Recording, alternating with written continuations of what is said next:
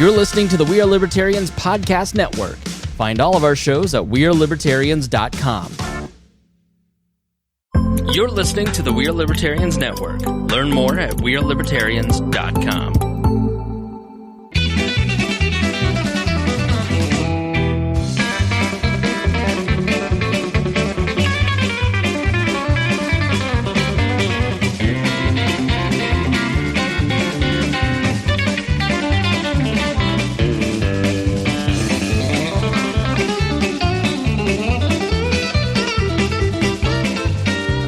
Welcome to Boss Hog of Liberty podcast. This is episode number 421 of East Central United's favorite podcast. Jeremiah Morrell, joined by executive video producer, audio engineer.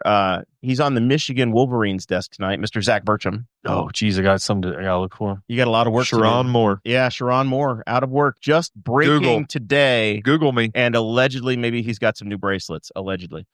Zach, welcome. Good evening. Oh, I hear he might have been in town. I hear an ambulance. Mr. Forrest Plank, welcome. Good evening. You're in the co-host chair. Special Wednesday edition of the show. For reasons. Yeah, Wednesday works better. It's better for you. Yes. That's what's really important. And I think for Presley too. Because yes, and for Presley, and maybe not as good for Bobby, but the hell with Bobby. Our other guest tonight. Oh, I'm sorry. Yeah.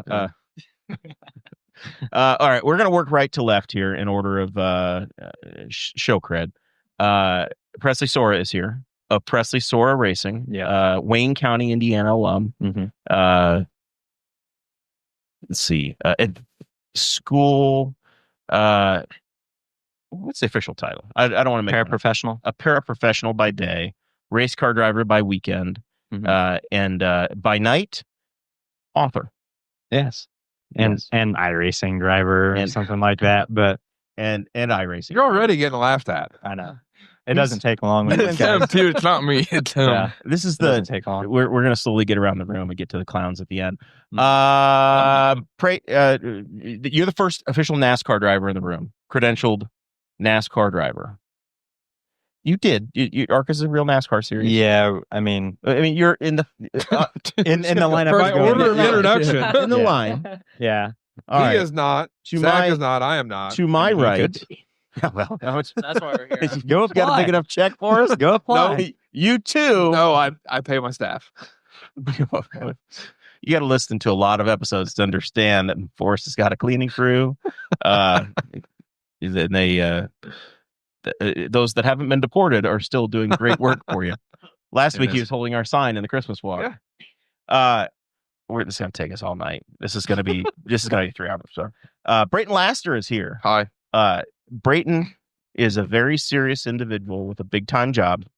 The man ran the full NASCAR ARCA season, including a top 10 finish in Illinois at the state fairgrounds. On the dirt, Springfield, the dirt mile. Winning a top 10 for a race team that hadn't had one since 1980 something. Well, they got one a year previously with me, actually, at Salem, but it was their best finish since 1984. Yeah. So they had a 7th place finish at Toledo in 1984, and they'd never finished 7th or better since we got 7th at Springfield. How many races is a full season? 20. It was 830 some races between 7th place or better finishes. It's down to career. 20. It's down to 20. It used to be up to like 25 races a year. So 20 going from mid-February until early October. Early October. Okay. Next in line, we have Gavin Newsom. Not quite. Not the governor. Not the governor. Not the governor. Gavin Newton, who I've got you down in the show notes as a livery master, but you're more than that. Yeah, at this point, I'm basically doing everything for everybody. I try to do at this point. You're a PR guy for a bunch of race teams. Fluffer. Also, I don't know who just texted us, but someone just texted us a great photos, videos. You're also a little bit of a racer yourself. Something like that. Big time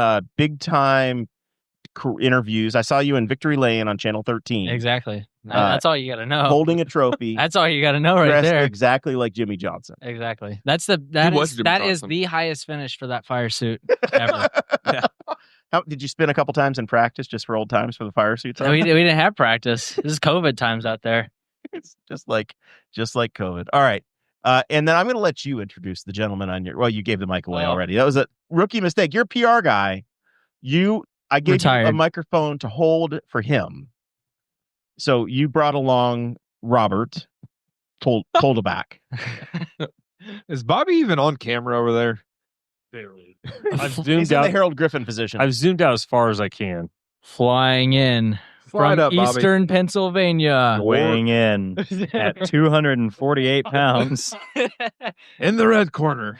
From York, Pennsylvania? Yeah. No kidding. From behind. Right next to Red Lion? Red Lion? Yeah. Dude, I have ridiculous knowledge of This things. is my water? Yeah. You been there? No. I've never been there in my life. Lying about Red I just study maps, man. Red Lion, York, Pennsylvania. Is that near Quakertown? I have no idea. You're getting doxxed big time. About an hour, I don't know, about an hour and a half out of Baltimore. Yeah. Did you fly through BWI today? No, I did not. Harrisburg? 407 Broadway. I don't know. So yeah, I flew in to come to this event. Boss Hogs of Liberty are like my favorite podcast. So to be a guest, first time guest, is a true honor. It's been something you've been looking forward to since the first time you were in the building. Yeah, I don't want to get emotional and on camera or anything, but it means a lot to be here, and it's really important for me to be here and share this moment with everybody. The pride of York, Pennsylvania. He heard there was free alk. This show is about our lives in rural Indiana. We're here to push your boundaries and make you think as individuals. Sometimes we'll provoke you. Other times we'll make you laugh. Hopefully you'll always learn something new. You know what I learned, Presley, is the first time that I had Gavin and Brayton on the show, they were just talking about getting girlfriends. I know. And now Look at him go. Now look what he did. All grown up. He brought himself. He got a racing fire suit and he brought a girlfriend. It's crazy. Talk about Gavin's Brought her to the show for proof. Morale is up, but money is down. Gavin got a girlfriend, and all of a sudden, no more wars on Wednesdays. Yeah. No more John Carr on Tuesdays. Late race day graphics. Late hero card graphic. It's crazy. Like These are all lies, by the way. she's I a saw that on wonderful Yelp. human being. I bet for people that pay early and on time and good money, they get their stuff on time. We're working. I pay Gavin. Listen, I use listen. Klarna, If anybody all right, out here 4 wants to know something about race car drivers, Yeah. let me tell you. You tell them a fair price. Oh, dude, I don't know if I can pull that. And they're the same people that'll go out and spend $50,000 on a brand new car. It's crazy. They can do like a 30-day payment plan. Yeah, do you do layaway? All I hear Klarna. is money talks. PayPal paying for. All right. This is going to be a wandering episode. We haven't had this many voices in the room in a long time, and these people aren't asking for your votes today. We do a lot of political shows in here as well, or we'll have everybody running for dog catcher or coroner. And or you don't have sheriff an or something account in in here. Can I You don't run have- on something? So, you guys are much better behaved than the politicians. So this is even with the drinking. I don't know. There's still time for the police department to show up out here. It's true. Nobody's pulled a gun in here yet. Presley, truly important thing I booked. This is the reason we booked the show. Is to talk about your book. You wrote a children's book. I did. And that's a really, really big deal. Yeah. You have you've spent a lot of time around children on purpose and for good reasons. That's like, We went creepy in a hurry. that's a good recovery. Tell me about the book, man. Yeah. So, fun story about the book. I actually finished it on Route 66 in Oklahoma. So, tying little cars action there. But yeah. So Haven't seen it yet. Yeah, I know. It's new. Liar. It's new. But yeah, so it's really cool. So I work at the GOLA Center in the summer and the elementary school throughout the rest of the calendar year. So I actually had children illustrate all the pages in it. So we've got 28 pages in the book, 28 different illustrations from pre-K all the way up to 6th grade. So So it's some of really them are cool. kind of crafty, but that's okay. Hey, they tried their best. It's funny. A lot of them were really, really excited about it. And then like I put the paper in front of them to draw and they're like, nah, I don't want to do this. So You can see which ones put in a little bit more effort than others, but hey, we like them all the same. They didn't do as good as those little kids in China that make the iPhones, did they?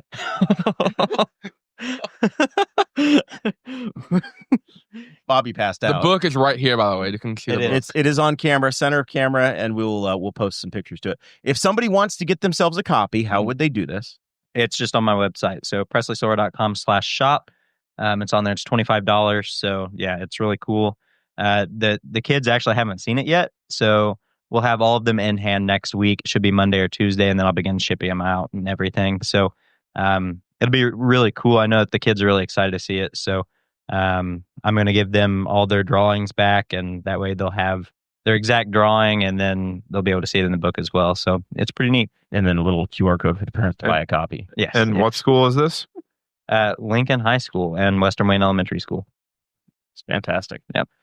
Very cool. So Presley Sorah has been on the side of your race cars. You got to do 2 ARCA series starts last year. Mm-hmm. Here at your hometown race in Indianapolis. And then you got to run Toledo. Sarah and I visited you in Toledo. Got the inside scoop. Got to watch your car go through tech a couple of times. Mm-hmm. There must be a story there. Oh, and he said This is ran. It meant ran on foot. Bobby, this is why you're here, man. Yeah, you're gonna give us the scoop, the pit reporter saga of how our boys' weekend went Which one? at Toledo, Toledo. the most recent one. Because it's building towards a redemption story that we can't tell yet, but I think big things are. Presley Sorah is one of the Indy 500. You heard it here first. So do they know about IRP? The viewers or they? Everyone. There's like 85 people watching. Is there seriously? 14. I was like, oh my god. So Like, oh my gosh. 14 watching, hundreds listening later. A lot of people want to know if Brayton's going to Daytona. I think everybody in this room is going to Florida this winter. We'll put it that way. I think. I 2 weeks. so. I'm going. From what I've heard. Legoland is nice this time of year. Yeah. Can't confirm anything on this side. All right, Bobby, we're on a time schedule. We got to get it out of here in 4 hours or less. So Toledo, our friend Presley was racing. I was there too. Brayton was there too. Brayton's there every weekend. This was special. This is different because Presley races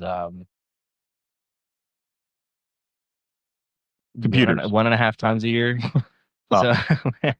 So we were excited for it, and just wasn't a situation that I could recommend. All right. So I was standing on the grid with Gavin and Presley at Salem, and Presley points over to the race car he's meant to drive and says, "This is going to go really well. It's a good car. I'm excited. As long as they don't tear this car up today or at Kansas, it's going to be great." Yes. I'm watching on FS1, maybe FS2, but we'll say FS1 on the big time TV show. And there is a gnarly wreck, and it's his damn race car. A descendant of Dale Earnhardt put the thing in the wall, and it took them until Friday to fix the car. Maybe after. Took them until Friday to load the car. Yeah. On the trailer. It was a big hit. It was determined that he blew a tire, right? Like it wasn't suspension or anything. Yeah. I I don't know. Use the mic. I don't know if they really know what happened, but probably. Yeah. So Bobby Dale, he was wheeling at Kansas. Like he was actually really fast and blew the right front tire down on the front stretch. So I just happened to be, because I was doing photos that weekend and I was walking through the infield. I saw the caution lights in turn 2 come on. And intuition's a funny thing because, like, I swear to God, the second I saw the yellow lights, I was like, oh, that's my car. Looked up on the scoring pylon with the little TV, and sure enough, there it was. So, yeah, I mean, it was like on fire and everything. He hit it like he was probably going every bit 170, and yeah, he hit it hard. I mean, honestly, like it had to have been painful. Were there still body fluids in the car when you got in it at Toledo? Yeah. Yeah. Mine was after it wrecked at Bristol right before Salem as well. Yeah. So Wait, was it Salem and then Bristol, or Bristol and Salem? it was Bristol, Salem, Kansas. But it's the craziest thing. So the car ran great the entire year. And I mean, like knocking down the door top 10s, 15s, like beating cars that probably shouldn't. And I announced that I was racing and it crashed 2 of the next 4. So it was just one You of want to those play deals. quarterback for the Colts, buddy? Yeah. Yes. Are you a grandpa? No, not that I Father know of like Not that I know of. 14? Not that I know of. Then What does that mean? you're not qualified. Okay. Forrest can do it. No. I heard Brayton is good at doing sports activities, or he's widening his What do you mean by widening? his skill set. So What do you mean by widening? I mean, Can you? you know, Big. You're big enough to be a kicker in the NFL now, man. I tried to be running back for the Colts. I showed up and they kicked me out. Deep fried, not freeze fried. Brayton, welcome back. Yep. Zach's takeaway when you left this show last time, we learned about your career, and you'd done figure 8 racing when you were, I don't know, 7 years old at IRP. Something like that, yeah. And then at 18, your parents said, hey, let's let this kid go run Daytona. Yeah. And Zach says, did his parents love him? Figure 8 at IRP. Not quite. It was a speed round. Speed round. Yeah. All right. Kitley. Yeah. Kitley and Arlen. Come on now. Sorry. You're showing your age by calling it Kitley. Kitley Avenue? Yes, Yeah. I'm old. We've declared that already. But yeah, grew up racing at the speed room. Did a lot of dirt late model stuff actually. Too growing up. Mainly started out speed room running go karts. They have a junior fast kart class, which is meant for kids 15 younger. It's like 3.5 horsepower, and it's fully bodied go kart. Kind of not like your Newcastle karts. Real stuff. Yeah, we're 60 mile an hour. With Yeah, fenders. yeah. And actually, I was just honored as one of the most notable alumni from that class. They're celebrating their 20th year anniversary, I believe. So that's pretty cool. And 12 years old, started racing street stocks and fender cars just because I was a big kid growing up, and Needed the horsepower. well, you had to weigh 350 pounds, and when the driver takes up like half of that 12 years old, it was hard to be competitive in a junior fast kart. So you got a 1977 Ford Thunderbird. We raced that for a couple of years. Ran some front wheel drive stuff. Got in an outlaw figure 8 late model. My dad had been out there for years. I mean, decades, helping those outlaw figure 8 guys and owning outlaws himself and racing outlaws. And then finally, I got in one, ran one for a couple of years. A lot of fun. Still love the figure 8 stuff. Wish I could do it more often. And then, as you were saying, 2022, got an opportunity to go down to Daytona and test with Mullins Racing. We did the test. We ran the race at Daytona. The race went really, really well. Got 13th. But we were running top 10 there with a couple laps to go and kind of got shuffled out late. Went to Talladega, got obliterated lap 48. That's how I met my friend Gavin, because he designed the car that obliterated me. is it actually lap 48? It was 48. That's the whole thing. It's like lap 48. We just can't make it past 48. Know that. Yeah, that's the whole thing. That's the same lap that I went out at IRP with the shock. That's crazy. That's my favorite number. That's Gavin's number. Gavin was the Make-A-Wish kid that got to make a racing livery, and then that destroyed My race. Brayton's Yeah. And he chose 48. Yep. Went to Daytona again, and that's how I came on in between the Talladega and the second Daytona race. Came on Boss Hog of Liberty, and it's been a rocket yes. sled to stardom. It's been pretty crazy that I just wrapped up our first full-time ARCA Menard Series season though this past year in 2025 with the Wayne Peterson Motorsports. So Alex Pillow was noted for saying, I won races and I love fried chicken. And He also said he would drive a Wayne Peterson ARCA car on Twitter. He did. He did say that. Alex said, I eat fried chicken after I win every race after he won like 2 races. And then it became like a thing. And now he doesn't really care for fried chicken all that much.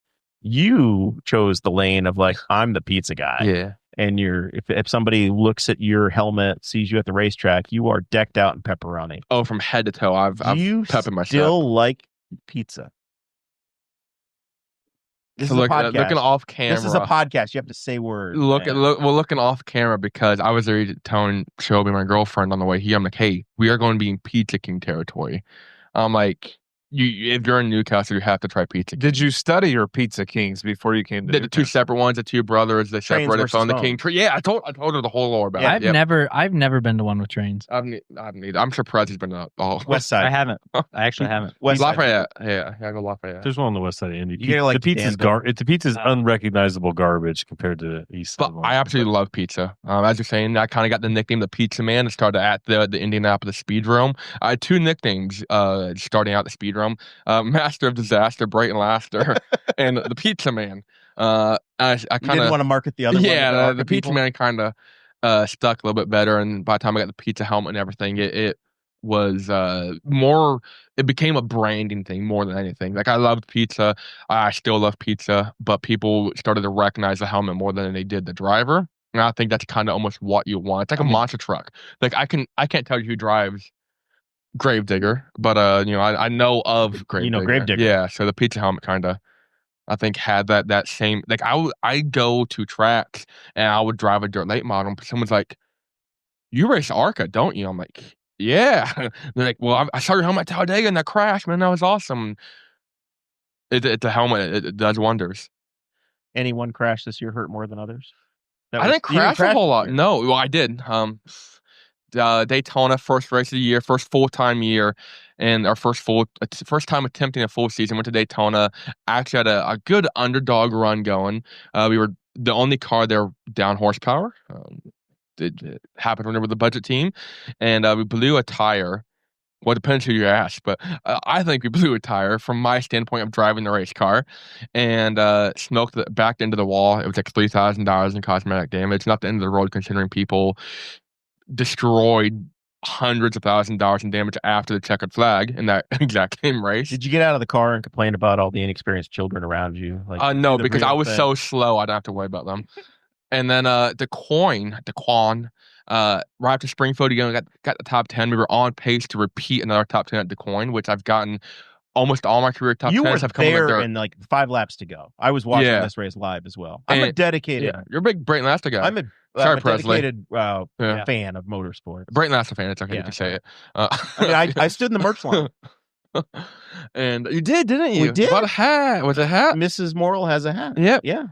I sold a lot of hats that weekend. I didn't think I would, but your hometown guy. Appreciate that. I sold one shirt. Yeah.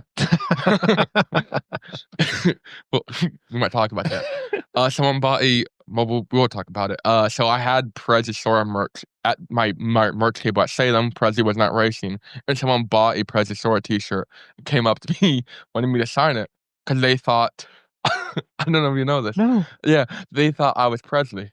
And when they realized that I'm much not more attractive. I'm like, "No, I'm Brayton. I'm the other t-shirt to the table." And they're like, "Oh, I'm the one racing. Yeah. And they walked away so disappointed. I'm like, "I'll trade you out. Like, I'll give you." "No, it's okay." I'm like, You want to meet Presley? Like, I mean, I was there. Like, pull out a crayon and like write big letters, Presley. Yeah. So DeQuoin. Yeah. I went to DeQuoin. Had a really good run going.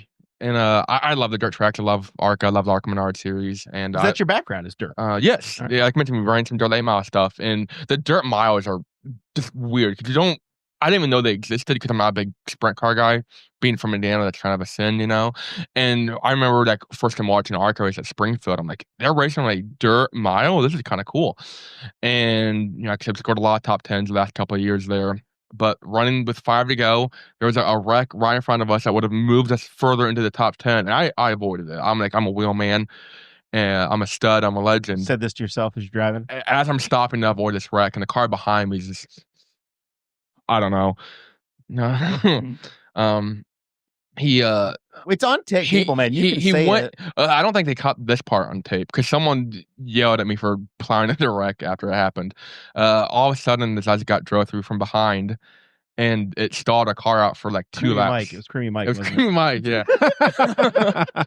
And they could buck with the whole left rear quarter panel. It was rubbing the tire, and so I came in and it took us 2 or 3 laps to get the car fired back up, and I finished the race with the left rear dug. Like the quarter panel dug into the tire, cockpit's filled with smoke. I can't see. I'm waiting for the tire to explode and to send me flying out the track. And I think Isn't that every ARCA dirt race though? What, flying out the track? car on fire. Yeah. Tires rubbing. Quarter blown panel tires. crumpled in. That's about like Charlotte. I think we blew like 8 tires at Charlotte. So Brayton, you're really telling your age I that know. like people around here don't know mile dirt track racing. The Hoosier 100, I know. Almond Indiana 100. State Fairgrounds. I haven't ran that now. years. It's a lime track now. So, all right, let's get to the We big haven't news. finished introductions. I know we did kind of. We're going back around the second time. All right. We're just taking laps. Also, I should mention we did have a great question from Charlie Crawl. Oh God, Charlie. Which one of This you is would one thing win? just keep an eye on. Yeah. Which one of you would win in a pizza eating contest? Me. You think so? 100%. I swear. Yeah. Not We it. can do that PRI tomorrow. Yeah. I mean, I'm very confident I would actually like watching like the Man versus Food show. Like most of those, like I watch and I'm like, this looks so easy. Presley's Especially, a like, recovering fat kid. Oh, I am. So- Well, recovering / going back / Did any of you guys on my way. see the they had a wing eating contest before the Big Ten? Joey title Chestnut game. with the Hermanakis. They Hermanaki wings from Ale Emporium in 10 minutes. Yeah. Joey Chestnut ate 242 wings. Bone or I boneless? cannot eat 6 of them Bone in an but hour. They counted the wings, but then they weighed it for that final count or whatever. But yeah, he ate 242 wings in 10 minutes. You know he's from Indy. He lives on the west side. I went of go here. karting with him one time. It was disgusting to watch. Yeah, I mean, listen, he was at the Jack's Donuts eating Yeah. contest here. A couple years. Don't want to Was he really? Yeah. My brother met him there. holes. Yeah. He did not win. Really? Nope. I think I could. Donut holes weren't his Oh thing. no, I didn't think. Didn't he not come because he Maybe- caught COVID? He caught No. COVID. The first year I he think was here. One year he made it. The one second year, he year, he did not. He got Okay. COVID. All right, you got to make your big announcement for this crowd that doesn't know yet. As I mentioned, I don't know open wheel sprint car racing. I decided I'm going to drive a dirt midget at the Chili Bowl because it's a great place to make your midget racing debut. Don't I you say think it'd fit in the Silver Crown better though? that's the thing, and not almost nobody knows this, and I guess we'll say it here. I won't get into too many details, but I said midget racing debut because I did test a midget for a team in Oklahoma at a track that's very similar to the Chili Bowl, Tulsa Expo Center, and absolutely obliterated my front calf on my leg. It got infected, and we will show you guys after the show. But I'm missing. It looked like a skin graft. So, and that What would did you do? that is how tight of a fit it is in You there. just rested your leg on the exhaust for the well, entire run. Like you're in there just for it's so cramped, so tight, and your knees like hit the power steering. I guess you could call it an axle. I don't know the proper term. I'm gonna call it like the axle, but the power steering housing in your lap basically. And after 200 laps of testing over 2 days, it had rubbed 2 raw spots on my skin that just spread, and like in a week it looked like I thought I was gonna lose my leg at one point. They had gangrene. Like it was racing. absolutely Dude, it was disgusting. nasty. Like- It was so nasty. And I still was racing like ARCA and stuff with that, and it was We It were was telling you terrible. to go to the hospital. Like it was bad looking. Here, I'll show you a picture of it. We'll wait. We'll wait. I don't want to. I don't want to At see least he that. I didn't think do so. it during snack time during pitch. Now imagine what it'll look like after 2 flips on Chili Bowl prelim nights. On Z-Main Saturday With morning. friends like this. So you've actually got some experience. You got some practice Mhm. in. So the Chili Bowl is going to be held in Tulsa, Oklahoma, like second week of January. January 12th through 18th, I believe. The Colts will Yeah. probably still be playing in the playoffs, but other than when Yeah. we're watching the Colts in the playoffs, we'll be able to tune in on Flow. Yep, Flow Racing, I believe, is And- doing all the coverage there, and I'll and- also be providing coverage on my social media channel. Going for the driller. Drilling through the fence, maybe. So I'm gonna be a Z-Main hero at best. Like that's the thing. It's like I know you have expectations of I'm alphabet going soup and marching your way to the front. alphabet soup, march my way to the front. No, I have a goal of not adding to the flip counter, but I know that's a reasonable thing that could very well happen there. Have Which- you flipped? Multiple times. You Yes. flipped one of these now? No, not a midget. But I Okay. have flipped a race car. So I know. Because these Have you flipped an open wheel race car? Yes, a go kart A go kart. at the speed room. Okay. this is A little like, bit different, but Midget probably turns a little bit tighter. probably yeah. Which I have doing some bowl. I have a lot of bull ring experience. I have 200 starts at the speed realm in a wide variety of cars. So it's kind of like figure eight racing. You got to be on your toes. It's very tight. You're in a small arena and you're just turning left real fast, over and over and over. You're going fast. Yeah, and that's. Are you going to do anything about the chili bowl flu that can happen? So I've ran Gateway Dirt Nationals multiple times, and I don't think it can be worse than that. Which I have the immune system of. Never mind, I'm not going to say that. We'll say of a toddler, because I get sick very, very easily. So my prelim night is Thursday, and I'm going to be there all week because we practice the Sunday before. So about Wednesday, I'll be sick already. So prelim night, not only will I not be able to fit in the car, but I'll also be sick. You got a backup driver? You're going to bring Presley just to honestly, Presley, you going to be there? Yeah, I'll go around. Actually, Gavin. Gavin's got a great resume. Gavin's 1-0. Gavin, you're driver manager for this thing as well? Oh, hell no. Gavin's my PR for 1 year. I said absolutely not. I'll be taking pictures. Well, do you have sponsors for this thing? Oh, many sponsors. Who Casey Arborist Tree Care. They helped me out in Kansas this past year, the second Kansas race. A big tree care company out of Kansas City. And what I love about them is I love green race cars and they love green race cars. So Kansas, we actually had a bright green race car and we're going to have a green dirt midget. So we are doing a contest with Chat BCC, which is I guess like a social talking app. You can get in there. There's like multiple group chats for different topics. So there's like a big NASCAR group chat with like 1,200 people in it, and we're all designing actually my Cherry Bowl scheme together. So you can just go look up Chat BCC, join it, and there's like you got a directory. New livery designer for this race? So like I said, we're doing it where people can submit some ideas, scheme. Yeah. So basically, because it sounds like first of all, I don't want to cause controversy. No. But this guy over here had 28 kids do your job. When he had his book written. Well, no. Okay. I'll tell what happened there. So he actually texted me about that. He's like, "Hey, like, do you want to do all the pages for the book?" And I'm like, "Well, actually, no, I really don't." Because look, to be honest with you, I can't draw, and like, I know how long it would take me to do all of these illustrations.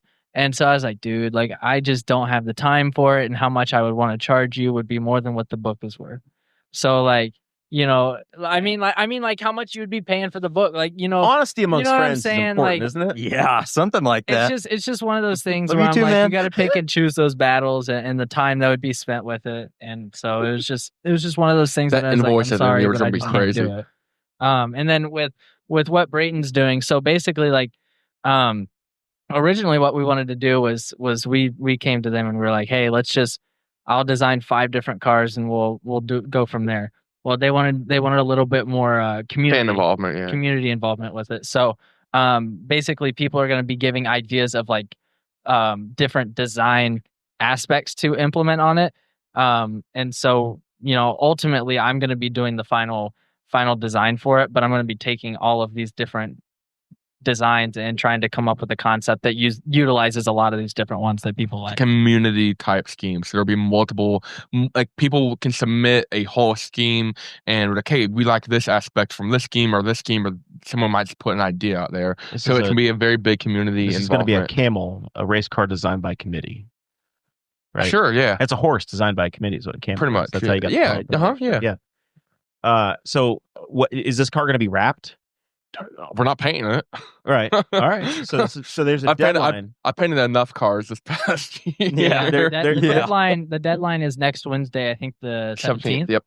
All right. So Chat BCC, they're to just scroll the second or third group. Like I said, they have like Survivor, they have Big Brother, they have Bears, you know, Colts, like all their NFL, MLB, NHL, major sports teams. Like it's a community for other fans, but they also have, like, for the NASCAR group chat, there's like 30 or 40 different drivers in there, and we're all active. And it's not like there's a drivers only chat, like all the drivers are in there, so that people can, like, hey, at Leland Honeyman, who's a NASCAR O'Reilly Auto Part Series driver, I was smooth. They probably give you $10 in store credit for that. Yeah. So the keys in there all the time. As Xfinity Internet, you know. Yeah, there's a lot of active drivers in there, which is really cool. So we have a lot of community involvement. We have O'Brien Weld Works, which is a welding service down south at the Indiana-Kentucky border around Louisville. Yeah. Robert on Rewind, to do a lot of media stuff with dirt. And Beyond the Garage is a really cool Discord community with racing fans. So a lot of bringing newer sponsors, newer ARCA sponsors to it, which the only reason we're running the Chili Bowl, this is kind of funny. After Gavin made his racing debut a couple of weeks ago, we were all eating out at Wings. I think Bobby was like, Brayton, what do you run the Chili Bowl? And I think he almost said it, being mean. Making fun of Yeah. you. How dare he? Well, joke's on you, Bobby. He was drunk. He probably doesn't. That's crazy. And that night, I texted my buddy Cole at Rubber Done Rewind, who he does a lot of like dirt midget stuff in Wisconsin. I'm like, hey, do you know anyone that has like a operation where we can get a hold of him and see if we're running a Chili Bowl? Because Jeff at Casey Arborist had actually reached out to me. He's sponsoring Chase Briscoe at the Chili Bowl, but he reached out to me in August. He's like, or September, right around Kansas, right after Kansas too. He's like, hey, if you're running the Chili Bowl, let me know. I'm like, I'm not running the Chili Bowl. Get out of here. Like, I'm not, that's stupid. I'm not running the Chili Bowl. Don't worry about it. And then I was like, hey, Jeff, surprise. Funny story. I am running the Chili Bowl. And so he was very, very fortunate. He was happy with how Kansas 2 went, even though I was not. And he came on board for primary sponsorship for the Chili Bowl. So we're going to have fun, and hopefully he gets some great highlight clips of me not flipping out of the park. That's a goal. I'm okay with flipping. Listen, I just don't want to flip. What if you are a savant and you march your way to the front and everybody is like, God damn, why is this kid down on asphalt? I don't know. Full on alphabet soup. So I say when I did test the dirt midget, and your leg is just like hamburger by the time the day's over. Fallout mutant, like you're Ricky Rudd at Martinsville getting out of this thing. They're dragging you out. Done. So like when I did test that dirt midget, was it 2 years ago? Yeah, 2 years ago. Bobby, get him some big ass bandages for his legs. Dazon. That Dazon personally, one of the greatest midget drivers of our generation, gave me a lot of advice. So we were only like 2 or 3 tenths. Mind you, my first time ever in like anything open wheel and on dirt, or anything open wheel on dirt. So we were a tenth and a half, 2.5 tenths off like their regular. Who's times. setting this car up for you? So the team Zach Bowden Racing out of and they know what Wisconsin. They're doing. They've gone to the Chili Bowl the last 4 years. They know how to like account. How do they run in the Chili Bowl? Oh yeah, I went up there this past week and I actually took my seat up there. Yeah, got fitted in the car. They weighed me, scaled me, everything. They're like, hey, how much are you gonna weigh from Tulsa time? You know, was that before or after the freeze dried or deep fried candy? So this is about the only thing I've ate other than a couple of chicken nuggets. Today I'm doing some serious fasting leading up to the Chili Bowl. So what about the Pizza King after? That's what the Pizza King after. I'm a little worried about that. It depends. Figure it out. Yeah, is this like Top Hat? I'll take like a lax. Pizza King on the we broad. have 3 Pizza Kings. Go gluten free. Yeah, we got to go to Top Hat. Honestly, Top Hat's the best. Top Hat 2. Yeah, we should go. Top Hat 2 carry out. We should go Top Hat. Anyways, just have your man Bobby DoorDash it and just have it brought in while we're on the show. Yeah. Just make him pay. I'm good. Oh, he's got alligator arms now. He's like, I'm good, man. So I told him my goal weight and hopefully fitment. Did they laugh at you? Did they laugh at you because they did? Yeah. 135 and not a penny more. Yeah. So I know. So I work out 3 or 4 times a week. And I know roughly how quickly I can lose weight if I set myself to it. I also did a lot of like powerlifting stuff in the gym the past couple months, and that did not help. Because muscle weighs more than fat, so I didn't really lose any fat by pulling a lot of muscle, so that did not help at all. So we know where we need to be come Chili Bowl time. We need to hire you a wrestling coach. Yeah, honestly, it's funny we to have say one that. of the winningest wrestling coaches in the history of the state of Indiana. Right, that's been a guest on this show. Rex Peckinpah over I did right boxing now. yesterday. At the he gym. will give you a vinyl sweatsuit and then a sweatsuit and a jump rope and say, "Go to a boiler room." Heat training. Yeah. Yep. And we can get to this in the sports segment, but I'm actually making my American Basketball Association debut with the Hoosier State Instigators this Sunday in Fishers.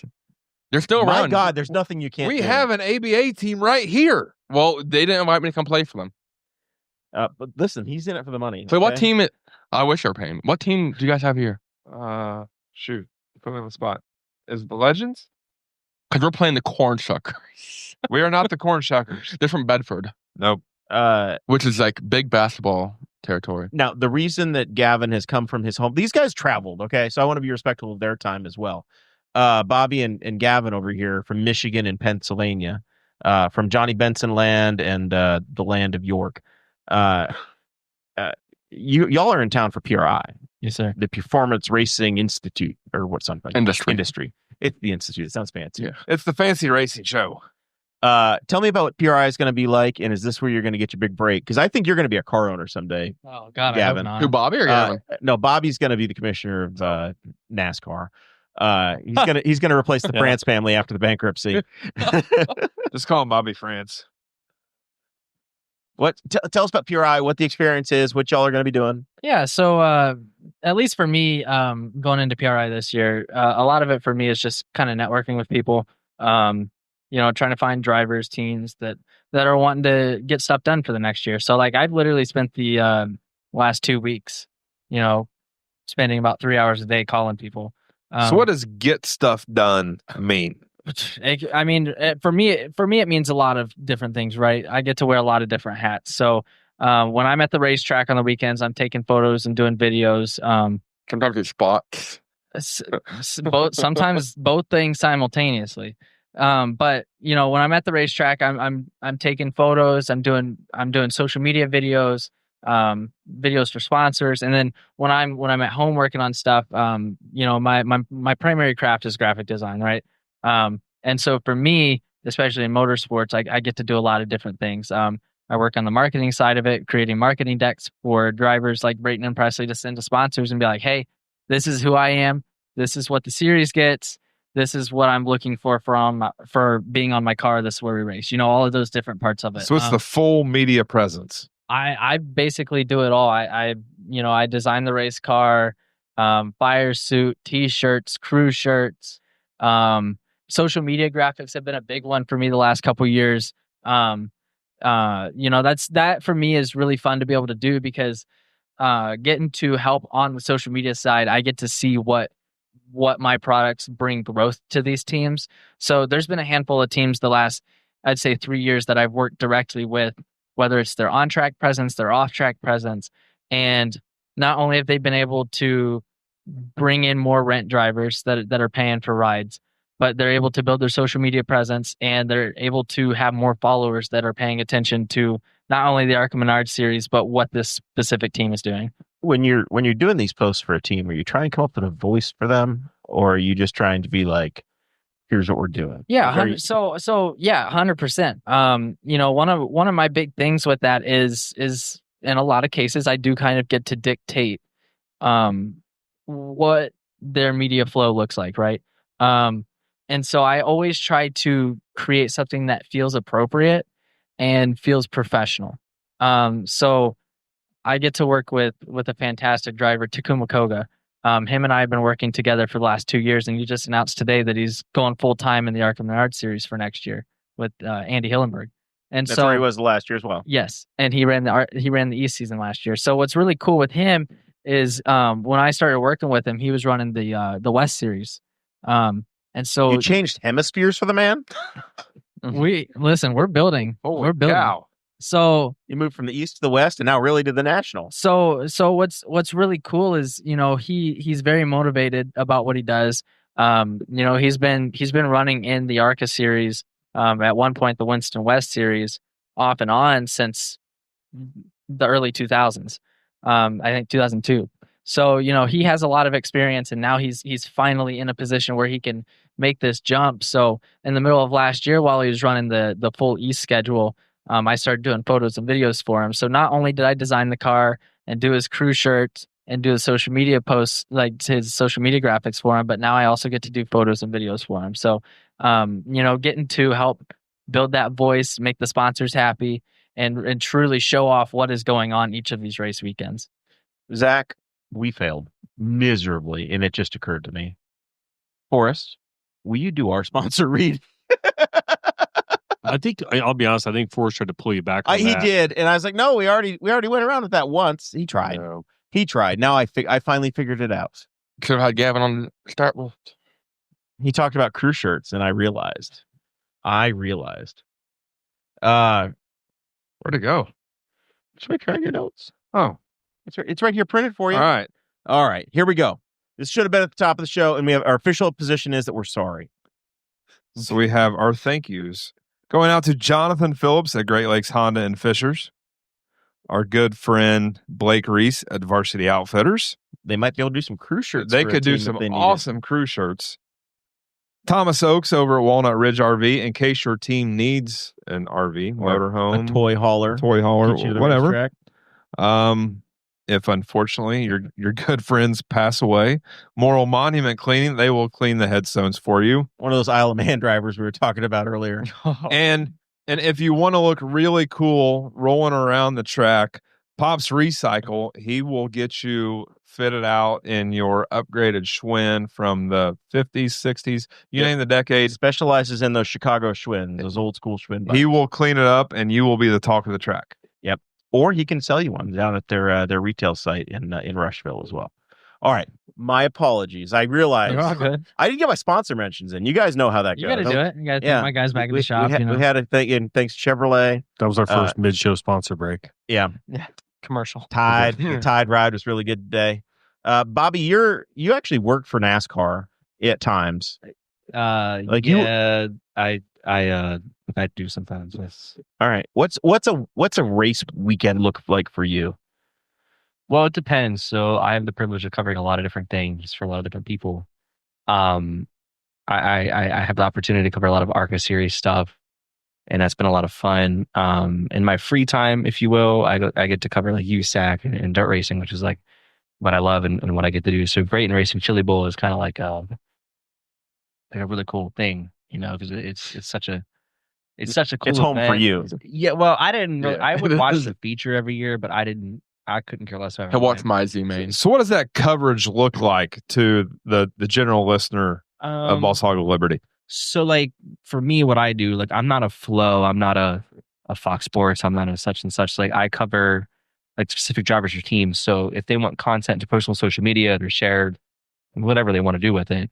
That's kind of like what I do. So when Presley ran at IRP, I did that for all 90 laps in the last 2 years, and then at no disrespect, I'm just being honest. That's and then true. I've had the privilege to help some people out with my friend Gavin with Takuma, and occasionally I'll help cover the entire ARCA series, and that's been a true privilege. Like I really enjoy it, and I think it's a cool series to cover. So like stuff you would see on social media, not necessarily like stuff you'd see on a broadcast or like a longer form content. It's something I want to get into, but it's kind of hard to do when people want social media stuff. So, I do a little bit of everything. My heart's in dirt racing because I'm from Pennsylvania. I live 20 minutes below Williamsburg, which is such a big sprint car thing. So Big dirt track in yeah. So I our didn't boy know Kyle Robbins runs out there all the time. Yeah. So I didn't know what USAC was until 2023. And once I learned what it was and had opportunities in it, I was like, this is the best racing. Like it's by far the best racing. So. Having the opportunity to go to Chili Bowl in 2024, whatever. 2024 was my first one, and I was there with Jordan and Kevin Swindell, and they won with Logan Seavey. And speaking of Dasan Persley, Dason, he came from the C main to the feature and finished like fourth. Last year was this the year that Santino Ferrucci flipped wildly and drove home in his pickup truck? You don't know. No, a lot of flips. You don't know who IndyCar drivers are. It doesn't matter. No, he races for Abacus, and I have mad people at Abacus. Shout out Sir Daniel Whitley, all those guys over there. But Chili Bowl is such a cool event, and I'm glad that my friend Brayton can race in it. And I'm race is a strong word. Can show up and look at the venue. Participate. Show up we'll see how we are after first day practice. Nothing. Curtain park, right, buddy? You're gonna run. Can't just park in that deal. So I'm excited my friend Brayton gets a chance to do that, and I'm excited my friends get to experience it. It's such a cool event, and it's really cool it's really cool that I have friends racing in it or showing up at it. All right, we'll be there. We'll be more included in the party. We'll be there. We'll be there for sure. This show, this is the worst interruption we've ever had. We've been covering a story on here for months, and it's very time sensitive. So we're going to stop, and we're going to get Bobby's input on the redistricting happening in the state of Indiana with our local politics. So is it like the California and Texas? It is. Indiana's doing the same thing. So Indiana is just like California and Texas. Wait, is this the... Use your mic. Well, no, I got it. I'll take care of it. So, is this is this the Illinois, like them trying to get No. or is this like this is not part of us stealing Illinois. Or is this completely like redistricting, like your congressman? Yeah, no. Have you not seen the map? Oh no, we made fun of the. Here's the new map. So Speedway. Nope, sorry, that's the old map. No, so yeah, there's a new map. friend So of the Speedway show. I love that Brayton is with, fully like, up to speed on this. Friend of the show, Pat Brimmer, This is- moved from Speedway So to like Indianapolis down is south forward. in southern Indiana, and now if they did this map, he will be in the same congressional district as his old house, even though he moved 110 miles And away. it's down by like Louisville. Because And it's Indianapolis same district and as Clarksville and everything in between is the exact same. And what the whole point's to split up Indianapolis? So the point is to Yeah. End up with only Republican there are congressional 9 districts. seats in the House of Representatives Come on now. for Indiana, and they want to delete the 2 Democrats. Come on now. Totally partisan. They've said it's totally partisan. So Chicagoland, Indianapolis, 2 Democratic seats. They want to get rid of those and redraw it so that there's a red advantage everywhere. So Michigan had the same thing happen. I had to research it for one of my classes. That Michigan had the same exact thing happen, where it came up in the last midterm in 2022, where basically they had it district to where red majority kept winning at the midterms, but then in 2022 they broke it back up. So that and you saw that in 2024 with Michigan, that it broke it up even more. But 2022 for some states would be a tradition. Yeah, it would be a more traditional time to redraw maps because you normally do it after you have the census, once a decade. And the census is taken in. Yeah. So here's your update for this week. The General Assembly is back in session. We didn't have a real show last week. We were doing a walk and talk. It's a real show. It wasn't sit down and talk about the news show. No, it's too damn cold. We wandered down the street. So we're gonna make this very brief. Monday of last week, the House came into session and a new map was announced, and it split the state up so that they were going to go from literally a congressional district from Speedway goes all the way down to the Ohio River. Our congressional district here would go from Geist Reservoir on the northeast side of Indianapolis all the way across to Greenfield, Newcastle, Richmond, and all the exact way same down population, all the way down to the Ohio River as well, down by the casino boats in Lawrenceburg, Indiana. So you would go from Geist to the Ohio River, pick up Brookville Lake and Summit Lake. So all the lakes, I guess, is what they were trying to get. Yeah. That would be our district. So that passed through the House. Both of the representatives that we've had on the show from Henry County voted for it, Corey Criswell and J.D. Prescott. And now it's in the Indiana State Senate. I think their big vote will be tomorrow before the full Senate. Their committee it passed through committee. It's going to be a very, very close vote. Boss Hog alumni Mike Kreider, who represents Greenfield, has come out this week saying that they're going to end up with 4 millionaire Republicans from Indianapolis. That doesn't represent the state well. He's voting no. Jean Lysing, who's another Republican state senator who had our area for about 15 years, she's announced that she's going to be no.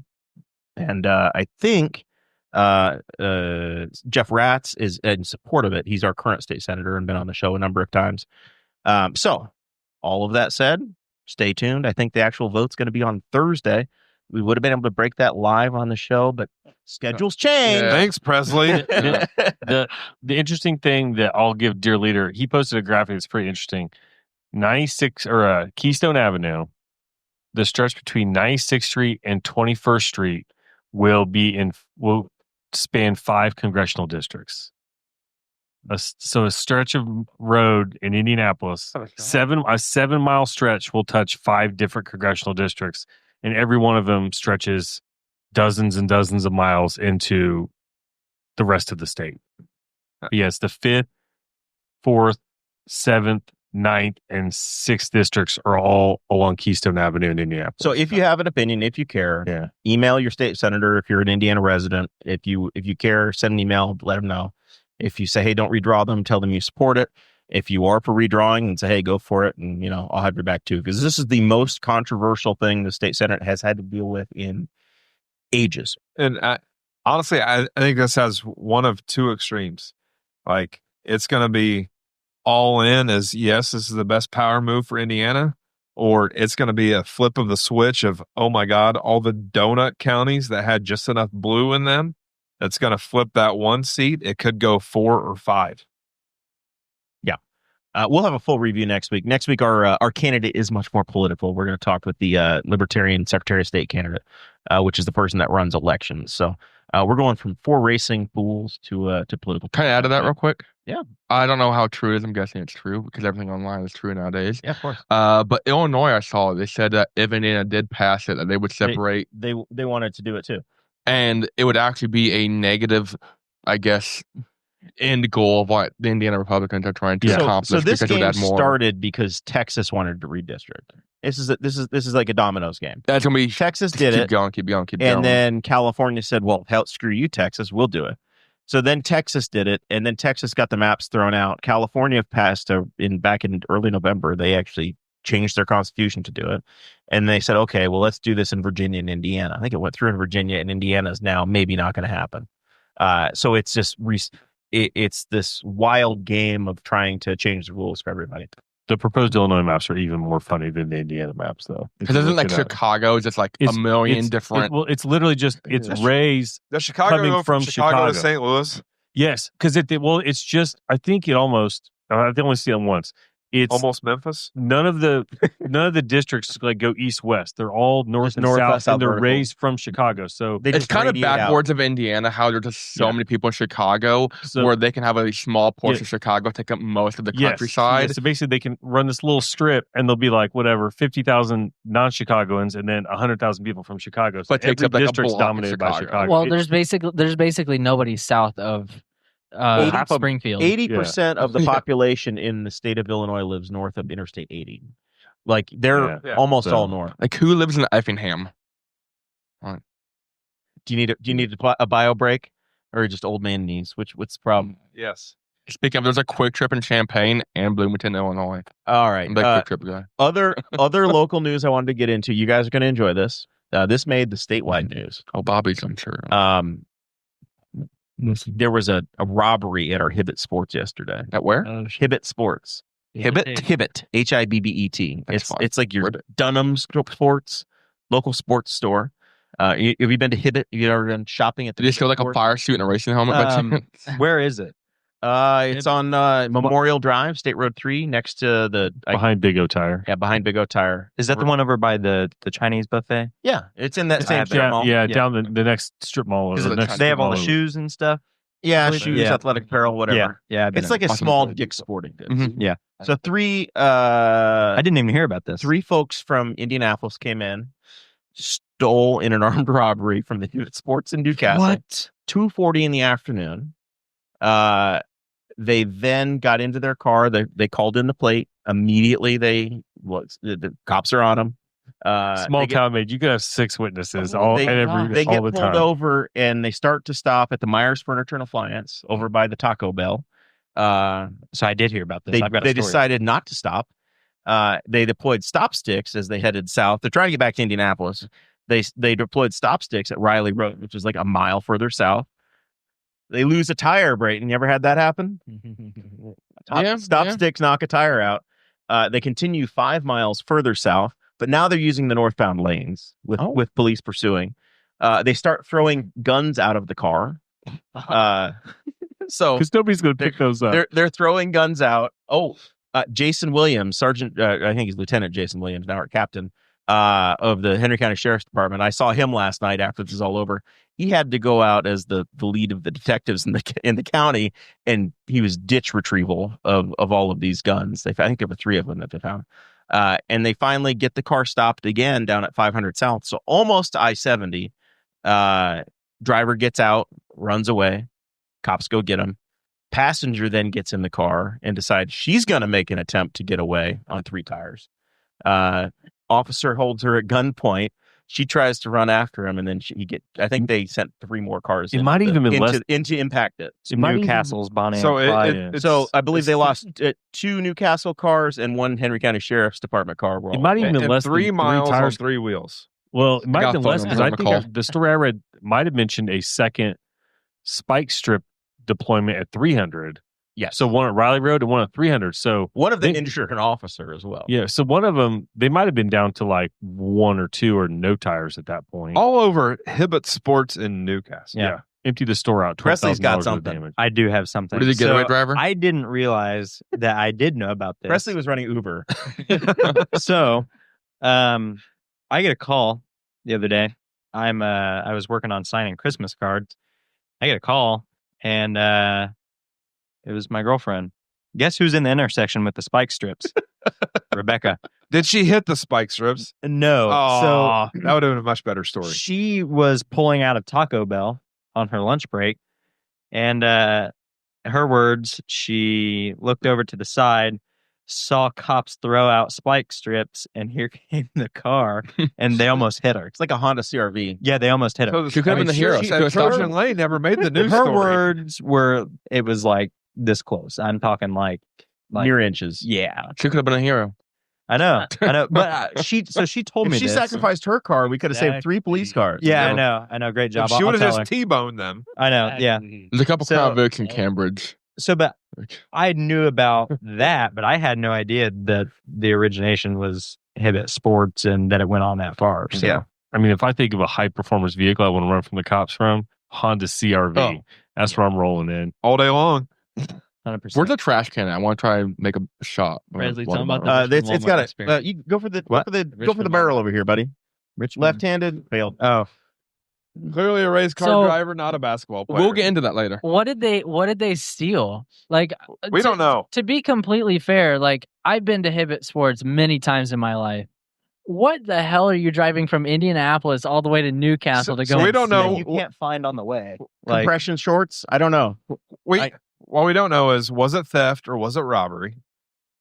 Once And- there's and- violence, I think And it's if robbery. it was robbery, there are much better places on State Road 3 to rob than Hibbett Sports. Like, that's just an insane target. Like driving all the way from Indiana and being like, oh, we're gonna hit the Hibbett Sports in Newcastle. Maybe one of some J's. Well, so that's why I asked, because like at first somebody's response on Facebook when I first saw the thing was like shoplifting. Okay, but robbery to me tells me forced, like they knew you were stealing something and you threatened them with some form of violence to leave the store with the product, which means at that point it's a violent crime as opposed to just theft, which could be grabbing a bunch of stuff and just walking out. Yeah, is it product? Is it money? They should have figured out doing any kind of crime like that in Newcastle at 240 on a there's nothing better for our law enforcement to be doing. Like we don't have a bunch of stuff going on in this town. They're probably The setting a police are Culver's just anyways. busy. yeah. We're in the Or Taco Bell Casey's. parking lot. Yeah. We're probably near Casey's. Yeah. There's always somebody at the Casey's post, Yep. man. I can't believe how many cops I see in Newcastle. It's unbelievable. Like Every time I come here, there's always one of that Casey's. nobody Say can that. say that Newcastle cops are lazy because those guys are driving around. There's probably 10 of them on the move right now. It's the most Sometimes impressive they're thing just ever. sitting in our parking lot as we do a show. It's crazy. Like I Trying to cannot go breathalyze to guests. If it's election season and you're running for a law enforcement office, they're outside. They're here. Do not commit a crime in Newcastle, Indiana, because they will get you. I promise. Did you guys go bobcats hunting this year? What? Bobcat hunting? I think There were some really cool trapping photos. They trapped some really big bobcats. They hit the kill limit like really, really quick, and they So, was like 4 weeks. It was like 197 or something. Like how many weeks was it? I think it So was 4. this is the first time that Indiana has had there's always a cougar season, but this is the first time we've had a bobcat season in Indiana. They were allowing up to, Zach is just not, Brayton, you're on camera. Just as a reminder. John Cougar Mellencamp, guys. It's Yeah. in Indiana. Columbus is Yeah. man. Yeah, Seymour. Shame on you. Seymour. Toast yours. Columbus, right? Columbus. Columbus or Rushville, Rushville. Or Rushville Check. Rocket. I just raised up Depends on who Brown you talk talk a lot. to. I was Columbus confused. by way If you of ask Rushville. co-host Yeah. Bones, it's Rushville. He's the Rushville Rocket or the Columbus Comet. Bobcat season. We had Bobcat season until 1969 when they damn near killed all the bobcats in the state. Got a little too aggressive about killing kitties. So the General Assembly, this politics thing again, it always ties in. You doubted me, Robert. They said they can shoot 250 bobcats in Indiana in 40 southern Indiana counties, which covers 8 congressional districts now. Of the 9. Not kidding. Because I was like, God, they didn't have any in Henry County. They weren't allowed to. They were going to have a season that was going to last from November 8th to January 31st, and they got them all immediately done. Do you guys want to make a guess as to which county had the most bobcats? Washington. Shot? Shelby County. That's too far north. No. Hancock. Too far north. We got to be south. Oh. Southern You Indiana have to go counties. like Columbus and 40 further southern south. Indiana counties. What county is? You don't have to do it like Jeopardy. Where's like Seymour? What county is Salem in? Salem would be Jackson. like Jackson I was gonna County, say, Yeah, maybe? probably down that way, down by Jackson. like Bedford. Bartholomew. Is that Bartholomew? Bartholomew is Columbus. The number one county was Greene County, which is Coal mines. west of Bloomington. 26 of the 250 were shot there. Jackson County, which I think is where Salem is. Salem's either in Washington or Jackson Nope, County. Salem's Jackson. That's 7. Washington County did have 17. Putnam County, 16. And over in What did Park have? Clay County had 5 over there in Brazil. 5 bobcats I shot broke down in Brazil. or captured, killed. None in Crap. Ohio County, and also none in Perry. They didn't allow it up there. So Brookville, Indiana, Franklin County was the furthest north you could go on the east side of the state, and they had 4. But if you live in Vermilion County, which is north of 40, this is kind of tough. They got an advantage over there. They got 2 of them in that county. At It's Danville. almost Illinois. And way down south in Posey County, where they still grow pecans, 4.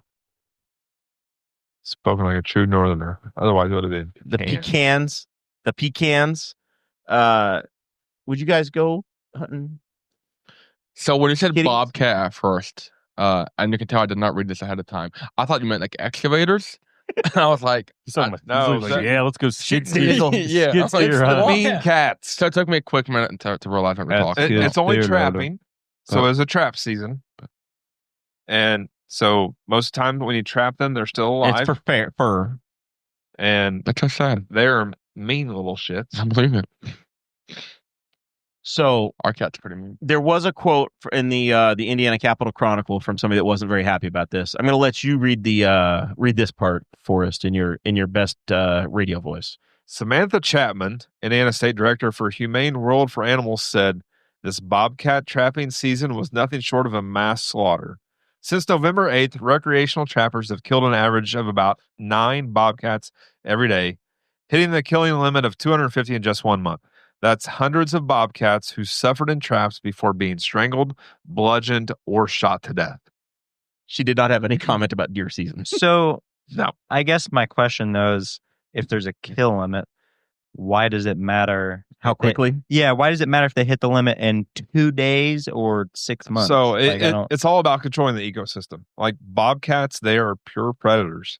And so Indiana, they set a limit. They said, this is how many you can kill in these counties. Go trap them. And once they hit it, they're like, We're done. They said, we're This done. is just how that was reported. So there could have been because more, but Bobcats, Poaching isn't good either. no. bobcats, they can wipe out a population if it's allowed. So 60s, it was cut out because everybody was killing them, getting the fur. They reintroduced them into Indiana, and now, You got too many. yeah, you name, A lot of backyard chickens going missing. Where do they migrate from? they're just reproducing. So, but When I would a daddy kitty and a They girl kitty. reintroduced He's an them. experience. But He's what an I- experience. Daddy So- kitty said, rare. Mommy kitty no, said, no. So what I'm saying Like though is rabbits, buddy. No. Thank you. So what I'm saying though is like obviously if it wasn't an issue before, like they obviously had a lower population because of all of the killing that happened. They've been prior. reestablishing So the population. So like I didn't know if it was a deal where like they were in like Kentucky and they slowly started to migrate the state further actually north. reintroduced them Got it. to try to put the population back in the state, and now it's controlling the population. Got it. It's just like we do with any other animal within the It's like state. once in a Now while- you once want to a- control that population. It's like once in a while they do controlled deer hunts in state parks and stuff because if they get too many deer population, then they starve themselves. Like they'll eat all the food and then they all get sick and I die. find all the deer on US 40 between Cambridge City and Strawn, Indiana. Yep. I promise. If you want to hunt deer, just I'll just hang out the side of the Mazda. The Mazda is your tool of choice. Just hang out the side of the Mazda, rifle, shotgun, whatever you need. It'll get close enough to where it doesn't really matter. You could punch it probably. I mean, I pass them daily through there. So, I mean, if you're short on deer this season, just hang out with me. I got you covered. The Indiana DNR, Department of Natural Resources website says they did take 253. They didn't tell everybody to stop fast enough. Oh, so 3 extra kitties did go. It's a rounding error. There were some damn big bobcats that got trapped. If you go back and you look at some of the photos that the state posted, they're big. Like, I wouldn't want to see. Imagine being there like, wild. I'm gonna hunt a big ass cat. Like, no, kind of a weird one. I know, like, there's like a lot of other stuff out there to hunt, but like, I'm gonna go out here and hunt. Like, so I'm not a big hunter, obviously, but I hunt pepperoni. True, but I wouldn't want to hunt something that like has the capabilities of killing me. So right now, I don't think it could kill you. It would hurt you. Oh, like, I don't want it to hurt me either. You could stand up and hold this bobcat, and Brayton, it's front paws. Brayton would go down to your. Imagine you're doing your next Fox Sports 1 interview, and you're like, "Hey, I got attacked by a bobcat when I was hunting. One time this bobcat down by Salem Speedway out of me. I was driving back from Salem. AJ Foyt wrestled a bear at Speedway, and they still talk about it. You could be the man that shot a bobcat on the golf course behind Salem. That strangled a bobcat for its fur. Yeah. Drink a creamy Mike to give yourself some courage. Take the edge off. Sports. So you're going to play basketball this weekend? In the ABA. It's an old thing, yeah. So they brought it back in like 2000, which, that's all the Pacers were originally from. What year were you born? 2002. Surprise, I know. I'm the second oldest ever guest here. No. Oh, of the guest. Yeah. Yes. No, I'm not. Yeah. We got you just call me old? No. Forrest has t-shirts older than you. I believe it. Maybe. They probably say Forrest Gump on them, don't they? Run like the rim blows. But yeah, so the ABA has multiple different leagues and franchises, I guess now. Like they have over 300 teams across the country, and they're more local. Like the guys got one here in town, and there's one in Fishers, there's one in Bedford, there's one I think actually out west towards Danville. There's multiple teams right here in Indiana. I think there's one in Kokomo. So what position will you be playing? So I have researched all of them. I've researched this. I had to research. So mind you, I played basketball when I was 4, and I somehow lost points, I think, and scored them. I did the intramural in high school. How did this come to be? We'll start with that. So they reached out to me, wanted to sponsor me on Twitter. Okay. And part of the ABA to have their own their quirk to make it different. It's a lot of the college people that like fall out of G League or trying to maybe get in G League. A lot of people that play as a hobby. So these guys, I think they're getting paid to play. I'm guessing so. I guess it depends on the franchise. I think some of them are getting paid to play if they sell tickets to that game. And so one of the quirks they have is each home team for their home game, or that's how home team works, I guess, is they're allowed to do like a celebrity player type of thing. And they reached out and like, hey, we want to sponsor you. And they were at IRP, actually. They had a table set up to try to sell merch and tickets and whatnot. And so they were on my card for a couple races this season. They're like, if you want to be a celebrity player, let us know. I'm like, well, here's the funny part is I have no idea how to play basketball. Like I said, I did intramural in high school, and you know how like you have that one fat kid like who you pick last in dodgeball to take the blows. I know him well. Yeah, me too. Like that was me on intramural. I was the last kid picked on my team, and they had to like cycle us through at some point to play. And I fell. I would trip. I could get a rebound occasionally. I did actually. I take that back. I did play with a couple IndyCar drivers a couple years ago. And Indy Next drivers from our gym. I work out with a lot of cool IndyCar and Indy Next people, and we did a lot of basketball stuff. And name dropping. What gym? It's called Pit Fit. Pit Fit. All right. From North. Who are the drivers? No. Scott Dixon, Rossi, Christian Rasmussen, Stingray Robb, and all the Indy Next guys go there too. It's a motorsports gym. It's Jim Leo's gym. It is Jim. How do you know Jim Leo? Dude, I'm an IndyCar fan. He doesn't. Yeah. Okay. It's the first person that I ever saw like tagging Pit Fit in anything was Pippa Mann. Yep. She still goes there. Yeah, she still does like so you're going to be probably playing kick all for our which team? The Hoosier State Instigators out of Fishers. That's an appropriate team for you, yes. Brayton. Yes. So are you expected to throw some elbows? So that's the thing is I had to research like what you could and couldn't do. You're going to give you 5 or 6 fouls and need to use all of them. I'm going to be a power forward, I believe, is what I think would fit me well. That's a number 4. Can I wager on this? Under. Yeah. You need to decide. Don't worry about scoring. Well, here's the best part. Here's the best part is with the ABA, one of the quirks you have is you can do a 4-point half court shot. Of course, so, you can. Brayton, you're gonna be able to make the ball. layup. You're just chucking it. Brayton, I want you to go overhead. I want to hear a report from these guys. You guys should come out. So co-host Bones has me down at his place on Saturday for It's Sunday. On Sunday, it's my father-in-law's birthday. There you go. It's pay-per-view too. Let me see if he wants to do this for his birthday party. It's $5 tickets. Best choice Fieldhouse. We might come down for his birthday down in Fisher. Because the entertainment, I think, might be worth it. He came to Salem and watched your race, so we may drag him down there. I want if I spend my hard-earned money, $20 for the family. I want to know that you were down there rebounding and throwing. I'm risking my Cherry Bowl career on this. Like if I go out there and I blow a hamstring or an Achilles. I'd watch the Achilles. I've seen all the Indiana athletes. I'd watch that Achilles. The Indiana Hoosier Achilles. Yeah. Make sure you stretch before you start. Like I'm already sore and haven't even played yet. Zach, how are we doing on time? It's 9 o'clock. Yeah. We're in the twilight hour. Daniel Jones was supposed to be playing for the Indianapolis Colts. This season's over. We have signed a new quarterback, Forrest. Grandpa Phillip Rivers, QB1. This man is your age, Forrest. He's younger than me. Is he really? He's 44. How old are you? Older than that. They actually called me by at a basketball game. I'm 45. I'm 42. So I feel like I have no business anywhere near a football. I just want to say something. I'm a Cleveland Browns fan. Somehow the Indianapolis Colts have out Cleveland Browns with quarterback situation. Yes, year. with the list of oh my God. I don't know who in the hell is expected to go 4 deep at quarterback. This team was having a spectacular year. It was going great. We were 7-1, 8-1. MVP season for a running back. Brayton joined fantasy football and he had all the Colts and he was gonna win a Super Bowl. I went like 7-2. And our Daniel Jones got injured after our backup quarterback took a resistance band to the face and literally broke his orbital bone in his face. Shocker. Our backup quarterback gets on the field and injures his knee in the 3 quarters he plays in the damn game.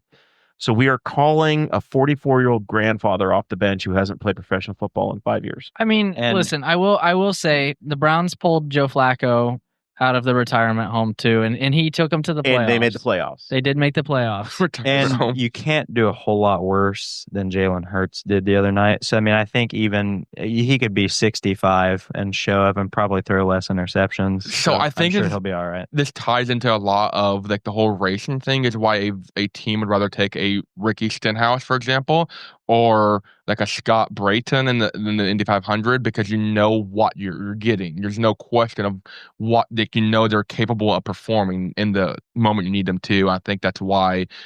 I don't know why Phillip Rivers. I guess Steichen and Rivers have that connection there. Last time he played was for the Colts. Yes, but also Steichen was Rivers' quarterback Colt. Well, he's also running. Coach. Apparently, he coached his son and used the same offense. It's the same he was offense, literally running. This year. He's running Steichen's offense at the high school level. So they say he knows the playbook because they literally spoke every week about how they were doing it. So they're running the same offense. So yeah, he knows the offense. I think we're winning out. I think we're finishing 12 and whatever we are. I did not pick a single Colts player. We're tanking to draft Arch. They had the ambulance lined up. We're not drafting Arch because we gave that pick to the Jets. I dropped Jared Goff off my fantasy lineup and picked up Phillip Rivers actually tomorrow morning at 4:01 off the waiver wire. I first year doing fantasy, I barely made the playoffs. Why first year and last year? Why did you drop a quarterback that was useful? You should have drafted like your 6th wide receiver. Well, I got Patrick Mahomes, and he's kind of Mahomey, you know. All right. I don't know. It's like all the Indy Pro teams have sacrificed their people so the IU's football team can Brayton Laster's next. They're having a great, but like It's Mendoza. the next in line. the Pacers, the Fever, the Colts, all losing key people this year. It's kind of funny that Rivers signed. What was his previous team? Was it the Chargers? It was the Colts. No, he was with the Colts. Colts. I know, but what was the Chargers. The Charger. Yeah. So The man he's- played for the San Diego Chargers, which used to be a football team. But I guess within like the last year or two, he signed a 1-day contract. This last summer, he signed a contract with the Chargers to To retire. Go into the Hall of He's Fame. been out of football so long, he was able to go to the Hall of Fame next year. Yeah, And now he's resetting the clock for 5 I know, years. but he signed that ceremonial contract just to go into the Hall of Fame as that team, and then now he's going to come. He's got 5 more years. and he's going to have 2 ceremonial 1-day contracts. It's like Jeff Gordon running the Brickyard 400 when Junior was hurt. Yeah, he's in there as the 88. And the question is if he comes out and he performs, does he come back next year? No, he won't come back next year. But if he wins a Super Bowl, my God. Oh my God, the movie. I think they have the capability, not a good capability, but I think they have the program there. That's enough. Brayton's Enough been on that side. Brayton of the table. is drunk on Skittles. Yeah. All right, Daytona Speedway, 66 days away from the big ARCA race. Bobby would be there. You guys got I'll be there. you guys got your plan? Bobby, are they gonna let you spot? Oh, He's been working on spotting for a while I've been now. working on it, man. Coming on graphic design spot. Like they don't want me to spot because I don't want to put the others to shame. Evil twin out high. Evil twin, Evil high, twin down low. Evil low. Evil low. Slime boss High, out high, the high, middle. low, low, low. Cacti. Cacti. Yeah. Cacti. It's a call. I don't want to say it out loud that I would be interested in spotting because I think it'd be Did you fun. anything? But I also realize that knowing your circle that you're in, I would probably end up doing it, and I would be like, God damn it, now I'm busy. I can't. Spotting would be terrible. I can't. I have to watch all of this. I went to Toledo and I programmed three things into my radio. Presley's. I programmed in Presley's, and his spotter never said a goddamn word. Didn't have to do much. I listened to Brayton's, and I listened to Jeff McConey, your champion. Ah, your Jeff McConey, Butterbean McQueen. That's pretty cool too. And your spotter was working his ass off. Yes, he never shut up. So I met him. Butterbean spotter never said a damn word. Yeah. Just when you're slowing in the way, clear. Car inside, clear. Your spotter had to have dry mouth. So I met my spotter through social media because he never shut the hell up. And I said, this guy's gonna be the greatest spotter I've ever had. And like he's like a part of like an online friend group, and like he's known as a guy that is never like quiet. An auctioneer. Yes, that's literally what it is. Is it Brett? Yeah. Wrecked the hell out of everybody last night. Yeah. And like Brett, his name is Brett Bennett, and I said met him online. He's never actually driven a race car. He's gone to maybe a couple NASCAR races, but he does like iRace and stuff online. Never spotted. And he came to Kansas, the 4th race of the year in May. And that's the thing when we're with a smaller team is the spotter normally is one of those positions that you don't want to pay.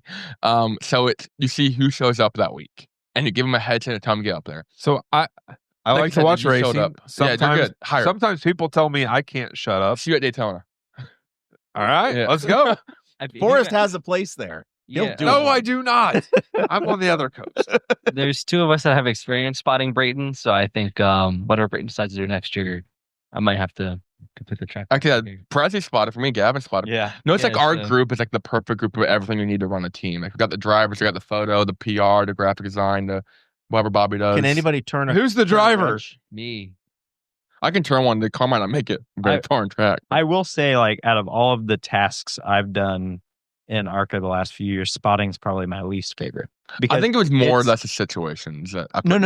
I'm talking like purely like it is the easily the most stressful in my opinion. Like, especially like I feel like spotting a lap car is really kind of nerve wracking because Tell me like, about it. Well, yeah, I know, but like I spotted. Which one was really sketchy? Michigan was the one where he sent me a text and said, "That's the dumbest thing I've ever done. I'm never talking to you." That was a real text. But no, so Talladega Talladega was kind of sketchy. So Talladega was nerve wracking because we're 18 seconds off the pace. Well, so he was way off the pace. But my issue. Did you try going faster, buddy? I pedaled to the floor. I would better Flintstoning it. So my issue with it is one, like I like to be in control of it. And when I'm not in control, like I feel like it's just automatically kind of scarier.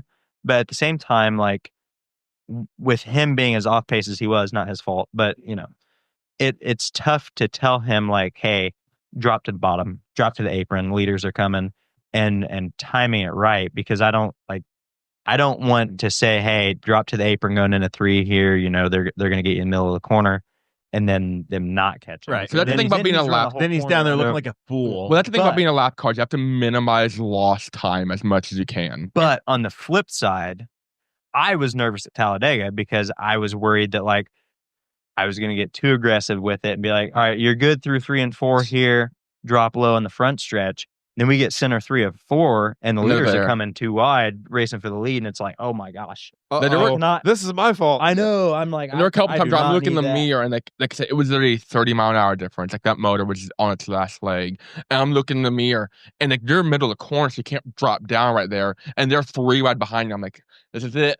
They all come to me. Yeah, but like it is hard to tell. Take both hands off the wheel and wave at both of them as they're going by. It's difficult to tell that time difference when there is such a big speed differential. And you don't have a computer telling you that. You're just gut feeling. I mean, you're just looking race monitor app. Yeah, I mean, it shows lap times, but I mean, but you're trying to do the math in your head. It's not like, oh shit. I mean, you're trying to kind of eyeball it and see. Well, I mean, if they are catching him and like on the same straightaway, you got to kind of look 3 laps ahead and figure out like, hey, he's going to catch you, going into 1 or 2 laps from now. So race monitor, it's going to give you lap times. It's not going to give you corner speed, straightaway speed. So I don't think Wayne Pearson truly looking at it thinking, all right, I'm mathing this out, and we have a problem. Well, yeah, and like Talladega was to the point where like he couldn't have dropped. I don't think we can emphasize how slow we were. Yeah. How fun is it to start a race knowing that you're just gonna just sit wound out? So here's the best part: is we started that race and the car died immediately after taking the green. Yeah, and I coasted. There was no power to the car. Coasted 2.66 miles around my pit stop, going 20 miles an hour, which might be worse because they have the camera zoomed out and the field going down the back stretch. There's a silver bullet cutting through the wind on the apron, going 25 miles an hour. And like we knew going into the season that those like Daytona and Talladega were going to be the roughest, just because we're a smaller team. And Talladega was by far a lot worse, and like we knew it'd be bad. We knew we weren't going to contend for a win, but it was a lot worse than I think we thought it would be. But like I said, car dies, and we sat on pit road for like 10 or 15 laps, and then finally, asked about who can turn a wrench. I started grabbing wires in the car until the car came alive. Like I did it under my belt. It's like I'm going through the dash because they were under the hood to think it's a fuel issue. I'm just like cutting wires like a bomb, like diffusing a bomb over here. MacGruber. And I'm gonna just tying wires together until my lights came on. I'm like, hey, we're good, and drove away. So like not only that, but we're already 15, 20 laps down. It's like Daytona was a little bit differently because we ran the first 30 laps on the lead lap because they kept wrecking. Like Talladega, you're 15 laps down already, getting past. And one, it sucks because like I said, there's nothing you can do, and you get to a point when you're like 20, 30 laps down and there's only 15 laps to go in the race. Who makes the call to park the car? Guy behind the steering wheel. Me at ultimately. Michigan. Yeah. I mean, the team owner. So ARCA can park you. So the Kansas, we had an issue with the motor there where it was god awfully slow for like we literally lost 3 seconds of lap time between Kansas 1 and Kansas 2, same car, same setup. And ARCA has a minimum speed rule. Talladega is so big, like Presley's talking, just get to the apron and you're good. Obviously easier said than done. But at Kansas, there's nowhere to hide. We're at Kansas. And so like they have a minimum speed rule, and ARCA will be like, hey, you're way too slow, get off the track. And like basically they're like, hey, we're gonna give you a warning. You gotta get above that minimum speed, and then it resets your clock. And I think Kansas 2 was the only time I actually had an issue so bad where we were below minimum speed. And the issue then became, okay, I need to find 4 miles an hour somewhere. I'm already full throttle, so I need to get behind a lap car or a leader at some point as they're lapping me, which is very frequently, and get some draft on every 5 or 10 laps to set a lap above minimum speed. And like I said, I knew what I was getting myself into with doing the full-time stuff. And we had a lot of good runs, like the dirt stuff, and some short tracks we were pretty good. But like those big tracks are just a necessary evil when you run them. Is it fun to drive? Driving a race car is fun. We were talking about this last night. The Kansas low was almost so scary because I would get passed, and I got passed by the leader at one point coming off the corner, and he was probably 3 inches from touching the right side of my car, and there's such a speed difference that there was a pressure change inside the car. Like Tony Camper, like Tony Camper get passed by a semi. It sucked the wind like out of my lungs. Or a motorcycle and passing a semi. Yeah, like that. Like people talk about how easy it is to drive a race car that's handling great. I think it's a lot harder to drive a race car that is not handling great at all, and to do it at a track like Kansas or Charlotte or Talladega. Speaking of Charlotte, John Garrett said, "Ask me about my Charlotte spins." Tell us about the Charlotte spins. So, 2023, my first ever intermediate. Speaking of, I was faster than John Garrett in that practice. John Garrett was attempting his first full-time season in ARCA for Veer Motorsports, living every 40-year-old's dream. And John's a cool guy, great guy there at Fort Worth Screen Printing.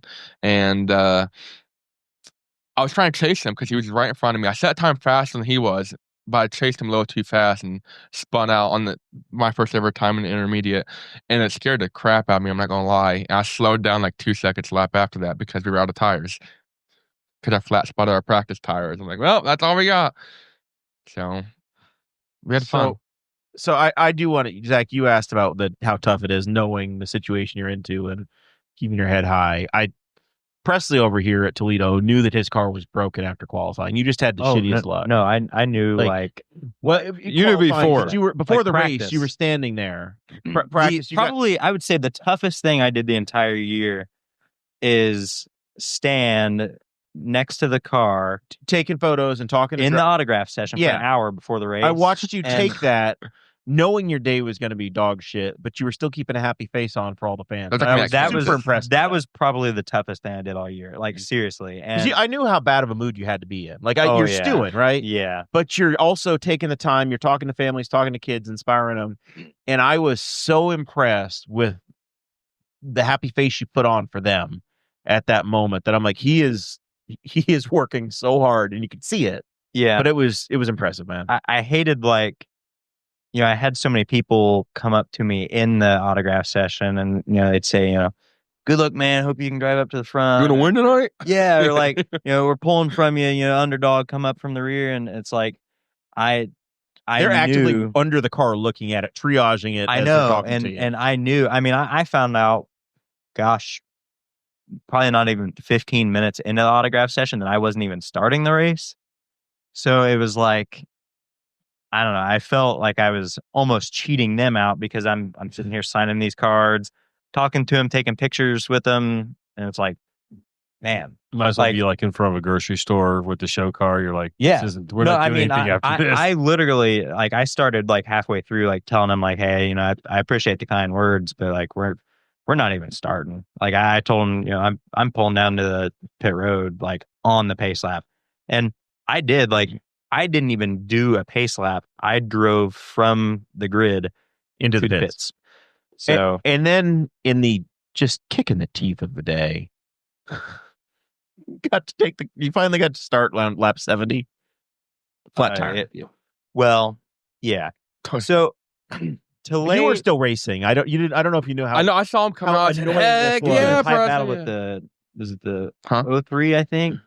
I thought you were in a really good. You were within a lap of a driver all day. You were actually in a race. Toledo's one of our better races, considering that I don't think we had. So that was a newer car for us, and it was fast at Michigan when Presley spotted for me, and we blew that motor up. That was our bet. That's supposed to be our primary car all year long. Is that your fault, Presley? No. Well, first race with that car, like I said, new motor, Presley's everything. Portion. This is a real brief spot for you. Yeah. We've only had 4 hours tonight, and you've used 2 of them. Brand new car, brand new motor, exploded in practice. Michigan? Yeah. He was going to be fast at Michigan, like, seriously. And then like Ernie Irvin fast. But see him over there? Right there on the wall. Oh, wow. That's my OG driver. And then Presley jumped off the spotter tower there. Yeah. Watch out for those barrels. Shocking. But to lay the full Toledo thing out, like, we kind of touched on the week before how it broke or blew a tire and hit the wall. So throughout the week, we'd planned to do a car display at the school. That didn't. What school? Western Wayne Elementary School, with a very great superintendent, by the way. New superintendent. I think so too. Yeah. They're lucky to have her. Great stuff. I agree. But yeah, so we planned to do a car I'm not display sure they pay her there. enough, but I think it's Could be more. We planned to do we planned to do the car display, and that didn't work out. So we did like a little STEM display with the kids and everything. They still enjoyed it. Actually, afterwards, like Gavin and I talked, we think it went much, much better how it did with the STEM display because they learned a lot more. And there was a lot more to it than just like showing up and like, oh, here's the car. Cool stuff. So they actually got to learn a little bit. But yeah, so we had that plan that didn't work out. And then I knew it was pretty bad because the team left like Friday night in North Carolina and the race was Saturday. I was like, oh my gosh. I mean, there was a point on Friday where I was like, I don't know if this is even going to go down here. And this is a big problem. So I showed up to the track and the car wasn't completely wrapped because Tim, and all credit to him, he might even be watching right now. Like he did as much work as he could to get it ready. Yeah. I don't think he showered all week. No, like seriously, like I don't like he was probably sleeping 2 hours a night, if even, like working 22 hours a day. But that car was just so damaged from Kansas. Like there was too much damage to fix during that period. But to his credit, like he worked as hard as he could and he thought he got it fixed. So because otherwise they wouldn't have shown up. They wouldn't have even bothered. Like, right? Because they didn't run a full season this year anyways. They skipped 2 races, 1 or 2 races. So, like it wasn't like there was a points benefit to them running that race. Like it was just, they were just doing it because I was driving it. So they wouldn't have bothered doing all that work. And I mean, they would have just saved it because they were running Phoenix later in the year. So, I mean, that wouldn't have even happened if they didn't think that they had it ready. So to really start off the day, so for some reason my helmet's got a different like adapter. It's their car. Their car's a different wiring harness. Is that it? Yeah. So we had an adapter that they bought in Kansas to fit my helmet in the car. And we get into the track, and Toledo's one of the funky tracks where it's a crossover gate. There's no tunnel. Yeah, no tunnel, no way to access the track once the session's open. You needed Zach's drone for this. Yeah. So we get down into the pits and practice goes green. I mean, I'm ready to go. And they left the adapter in the trailer. So I was stood in the pits like, you've got to be kidding me right now. And thankfully, Mr. Pizza Man over here lent me his helmet after he ran some practice laps, and it was soaking wet. The worst thing I've ever experienced in my life. Let's think of a wet sock on your head. I took practice seriously. It was very warm. I was already like... It was very warm. I was mad. It's like 85, 90 degrees in October. Yeah. From mad to pissed off. Well, I was like already mad and like disappointed, and then I threw on this helmet and I'm like, I'm going to throw up. It smelled like it looked. Oh, smelled awful. Premium Mike's helmet. Dripping wet. Like it was bleeding through my head sock. And I wore a head sock too. So oh my gosh. I couldn't. And everybody's like, why is the pizza man in that car? Yeah. I had an ARCA pusher come up to me and be like, why you are have 2 so helmets? Skinny? Yeah, exactly. Yeah. Whoa, what do you mean? Well, kind of. Yeah. So I went out and I ran. I went out with like 2 minutes left in the practice. Oh, I remember.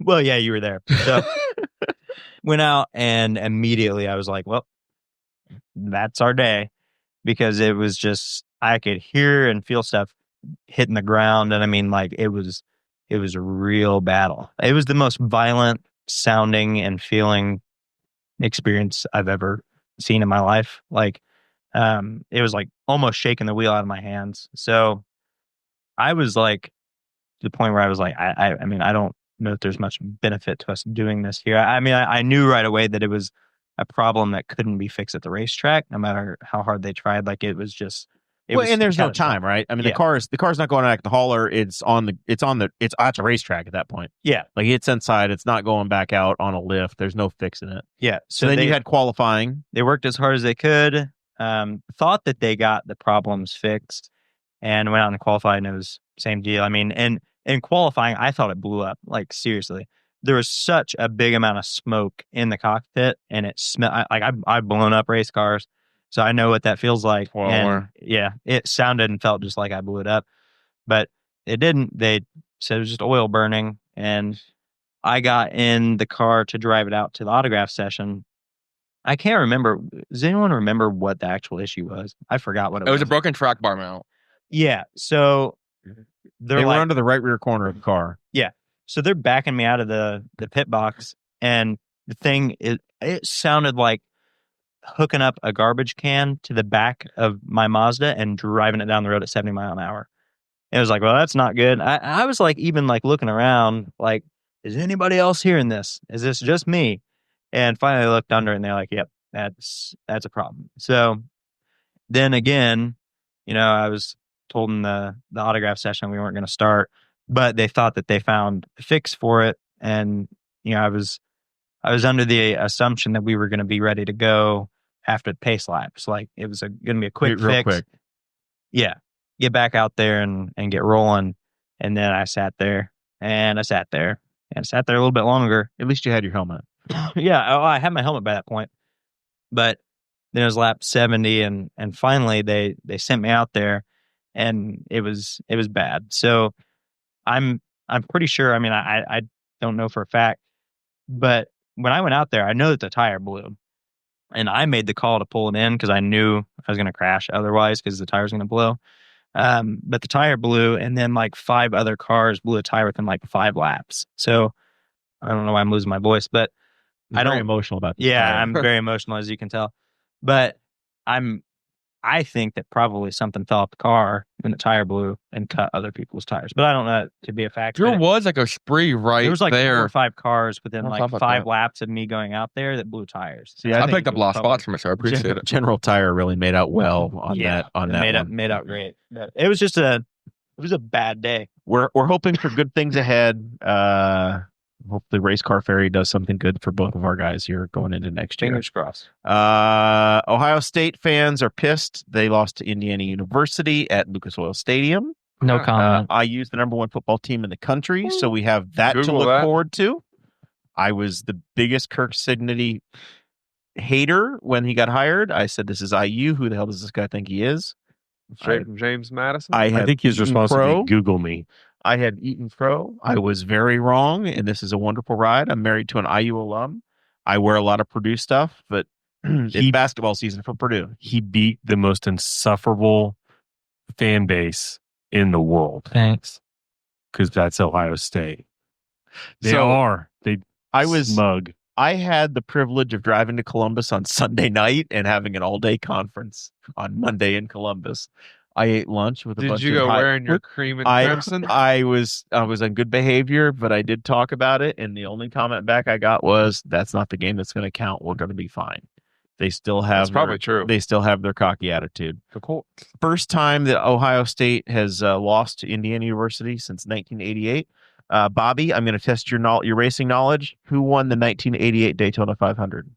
Ricky Road. No, he never won the Daytona 500. Was anyone here alive in 1988? Most of us were. What? No. What was the manufacturer? Yeah, it was a Buick. A Buick. I'm going to say Yarborough. 88. Oh, okay. Was it Allison? Oh, there's your winner, Bobby Allison. Yep. I went to Bobby. I went to Bobby for Bobby. That's what I said. What year did his son win in a Daytona 500? 92. There you go. Yeah. Who finished second in the 88 Daytona 500? Dale Earnhardt. 88, second place. Dale Earnharrt. What was the manufacturer? It was Derek Ford. Cope. Waltrip was or Davey. Richmond? No, they Thanksgiving dinner together before, Bobby beat his son Davey in the 1988 Daytona 500. Derek Cope. Derek Cope won 1990. Yep. You asked about Sterling Marlin. 90, Sterling won in 94 and 95. Sterling Marlin also stopped during the red flag and pulled the fender out. 2002 when Ward Buttons win in the Dodge. Wood in the Caterpillar 2013. My knowledge ends around 2007. My boy JJ. That's modern era, man. I don't pay attention to that. So that 4-car won 91, 94, and 95 with the Abington, Virginia. Probably team. drove one of those cars. I didn't realize he won 2 years in a row. Yeah, I had no idea that. I knew he won the one. His first 2 Cup wins. That's Dude crazy. ran Cup Series. Sterling Morrell. Oh. He ran from the 70s until 1994, and that was his first win. Was Daytona. Came back the next year, won it again. I think he won like 8 races in his career, but that was his first 2 wins. That's wild. All right. I think he did something in 2001 too. What? He and Kenny Schrader, I think, had a big last lap, but I forgot what happened. I think so. Yeah, I wasn't there for it. Yeah, I was. I visited the track in 2001 in January, Speed Weeks. Saw Terry Labonte. The 99 race. Have we been to one yet? You guys stayed for 1 in 23, didn't you? I've attended 2. I was there when Kevin Harvick and Mark Martin and Clint Boyer took a little tumble. I want to say something. So Coldest Daytona 500 in the history of the friggin' world. I don't know. 99 was pretty chilly. It was dark. Kevin Harvick was my favorite driver growing up. He's the reason that I got into racing into motorsports. I was watching 2007 Daytona 500, and I was like, whoever wins must be good. Well, hell, he won by about 2 feet. And there on, I became a fan of not only Harvick but NASCAR. I was at the Snowball Derby yesterday, and I stayed for the Snowflake at 3:30 in the morning, and his son Keelan won, and it was youngest winner ever. Yeah, he's 13, 14. It was just so cool, man. It was like a full 360 for me, and I just wanted to share that because that's like the sickest thing, man. Like I got to talk to Kevin. I was like, man, like without you, I wouldn't have been in the racing, and to see your son win. And so you got to talk to Kevin yesterday about it. Yeah, like I've talked to him before and stuff, but it was just cool in that moment to be like, yo, like this is crazy because like you were my favorite driver growing up. Like you're the reason I got into racing, and to see his son win and you know be there with some big players, like it was cool, man. So I just wanted to share that situation. I think Keelan's going to be a stud. Very cool. He's going to be insane. I will say, that race, I was paying attention to it because that was my job, but he went from like, I think he started 15 to first. He didn't touch nobody. He didn't violate nobody. He had a bad restart. The second to last restart, he messed with the gears. This is Five Flags Speedway again? Yeah, in Pensacola, Florida. So like Keelan had every opportunity to choke, every opportunity to just lose it, and he didn't violate anybody. He didn't race dirty. He impressed some people, and he was so easy to work with. And I hope he wins a lot more, and I hope that he's in ARCA in about 3 years. So very good, and he's probably got that big Hunt Brothers pizza sponsorship, right? I've reached out to him so many times. times. All right, watch out for that pizza suit. Last piece of news that we want to report here, and then we're going to do final thoughts, and we're going to try to keep that at a minute apiece. For the love of God, to get us out of here before midnight. Michigan football, if anybody wants to put the resume in, apparently they've got an opportunity. Their head coach was fired this afternoon, not for not winning, but for doing something with the staff. OHIO? Yeah.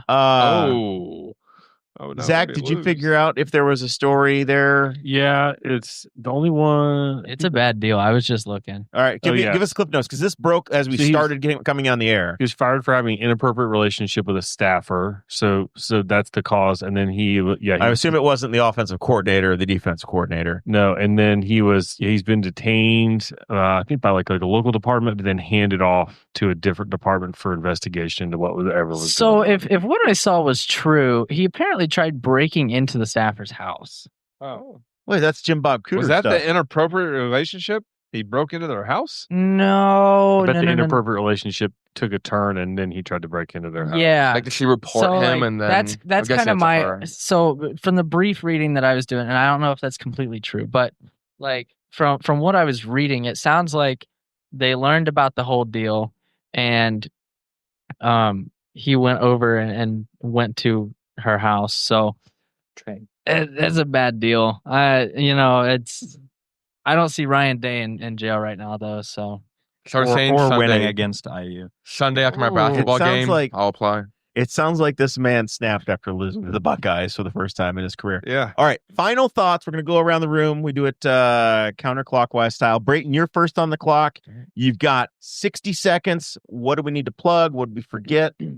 do your job. I appreciate you guys bringing me on, and I completely understand if you never invite me again. So we didn't invite you this time. Honestly, yeah. You just showed I'll up. see you guys next Thursday. So see me at the Chili Bowl, and you can stay tuned to my updates at BraytonLaster.com and buy a T-shirt. I appreciate it. Thanks. Or a hat. We're hoping for a lot of races next year. Maybe not the full season, but we hope to see you at the race. Daytona 500. Okay. Oh my God. How hard was it to get an ARCA license? Huh. You have a pulse? It's easier for some than others. I will say that. The others? I had over like the size of this guy your over here pocketbook? is a gentleman driver who's an executive with a pretty important company. I just want to know what it's we'll gonna talk take for about him this to get off a start. the air. I had over 200 career starts in late models and everything else before ARCA, and there's people that have a lot less than that, and we can talk about that after. Cletus McFarland, you need to get enough YouTube subscribers. You can do it. True. Mr. The governor of California over here, Governor. Mr. Gavin. I can't believe we never hit on the drama from the speed gun. So yeah, with everything I'm doing next year, follow me at Run RCN Designs on Instagram. Somebody's got a business, they want some design work done. Yeah, absolutely. Doesn't have to be racing. It doesn't have to be racing. You're a whore. You'll work for money. Yeah, well, especially right now. I'll work a corner every once in a while. It's the off season.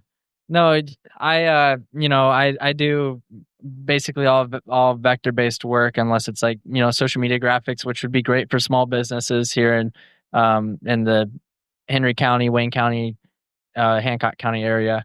I would love to be able to do stuff with companies around where I'm from.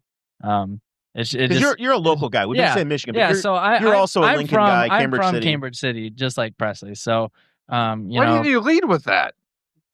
Hey, Jeremiah set me up, so I was just going with it. So Michigander, born and raised. No, hell no. No. So I went to Lincoln just like Presley. I was just a year younger. Much more successful already, though. Well, yeah. Wow. But he's finished as many races, so also true. But one more. Yeah. I'm just hoping to keep building what I got going now. That's my full-time focus. Back to working with what I've been growing, and it's very exciting to be able to kind of lead my own path with that type of thing and be able to build a base that way. Very good. Bobby, thanks for being here. For a long minute. Of course, I fly in for the Boss Hogs. You know the vibe. And I'm excited for... How many planes does it take to go from Pensacola to Indianapolis? Well, I flew from Pensacola to Baltimore, from Harrisburg to Grand Rapids. So it's on the way. And then drove down from Grand Rapids with them? There are better flights. Like there was a $38 Allegiant flight you could have taken. I wanted to make it here for the Boss Hogs of Liberty. So shout out everybody that runs this deal. This is cool. I appreciate the pickle out or whatever that was. And then it's cool, man. I love what you guys do. They sold the place out from under me. It was cool. I'll be back. We're going to have a takeover. Me, Presley, my buddy for USAC guys, not just ones that show up in January. It would be cool to have some USAC. Right. We've got a USAC alum on here. Who? Kyle Robbins, man. Yeah. Well, I don't know who it is. Okay. Kyle Robbins is a sprint car and Silver Crown driver, man. Anyway, so, Newcastle, Indiana based team. Anyway, shout out to Jeremiah, Forrest, everybody that's in this juncture. This is the Boss Hogs of Liberty. And as cool as you guys do, the redistricting, who cares? We're recovering from a lot, and I'm not going to get political, but all right. Good luck at PRI. Hopefully, you win. You get yourself going now. bigger and badder jobs tomorrow. Zach Burcham, thanks for hanging in there. Yeah, I'm tired. The man gets up at 3:32 in the morning. Has run 1,200 days in a row, at least a mile. Almost 13. In shorts every single day. Yeah. This guy has been running at least a mile every day for over 1,000 days. It's probably close to 1,200. I think we talked about this last time I went on too. He's insane. Yeah, if I get to New Year's Eve, that'll be 4 years. 4 years straight. The whole presidential administration. Have you worn pants during any part of that? One time, and it's because I forgot shorts, but I didn't care. It was -4 when I ran. So I was in pants, but I just forgot shorts. I was at a hotel. But I ran like 5 miles to a state park when it was 4 degrees below. Do you go through speed or like just? I mean, I race, but there's like easy days, light days, whatever days. So like even on like days you go to races and stuff, like camping in Mid-Ohio, going to... Oh, I've run all around Mid-Ohio. I've mapped the entire campground Mid-Ohio running. That's crazy. Yeah, Indianapolis. Matter of fact, one of my favorite things to do, I always have a bronze badge, is I take my bronze badge and I run into the track on carb day because you can get in an hour early. So I'll run like 15 minutes before the gates open. And I know people like, who is this guy? I run past the line of people waiting to get in at the gate 2 off the 16th Street, flash the badge. I just go run around the infield. Really? Yeah, for fun. I think you're a driver at that point. They probably, I know they probably think I do because I'm like, he'd be the world's largest driver since Tice Carlson. Oh, I got some. I bet I'm not. I'm about the same size as Graham Rahal.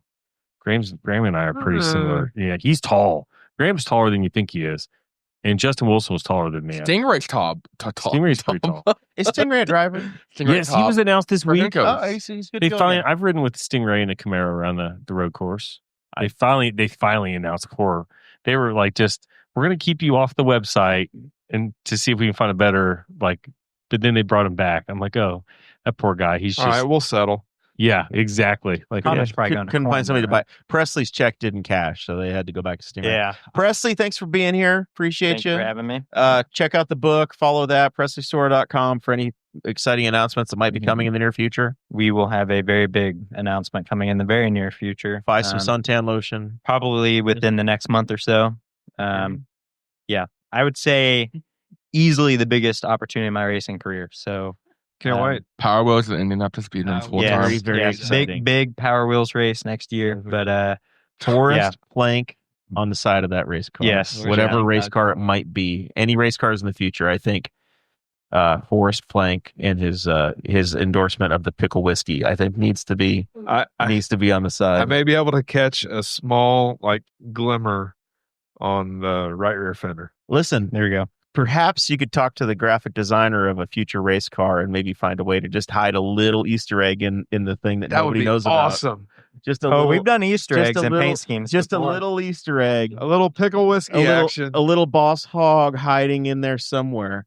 Forrest, you're going to be heading away this weekend. I am. Because you've got a very special family, very special daughter, and a cool thing happening. Absolutely. So we've talked a lot of sport. We've talked a little bit of college football. But the best event in college football, hands down, is Saturday afternoon, the Army-Navy game. And I'm looking forward to it. It's my 4th and final as a cadet dad to go watch. If you haven't watched it before, tune in to CBS Sports at noon to watch the March On. You get to see the entire brigade of midshipmen march on, followed by the Army Corps of Cadets.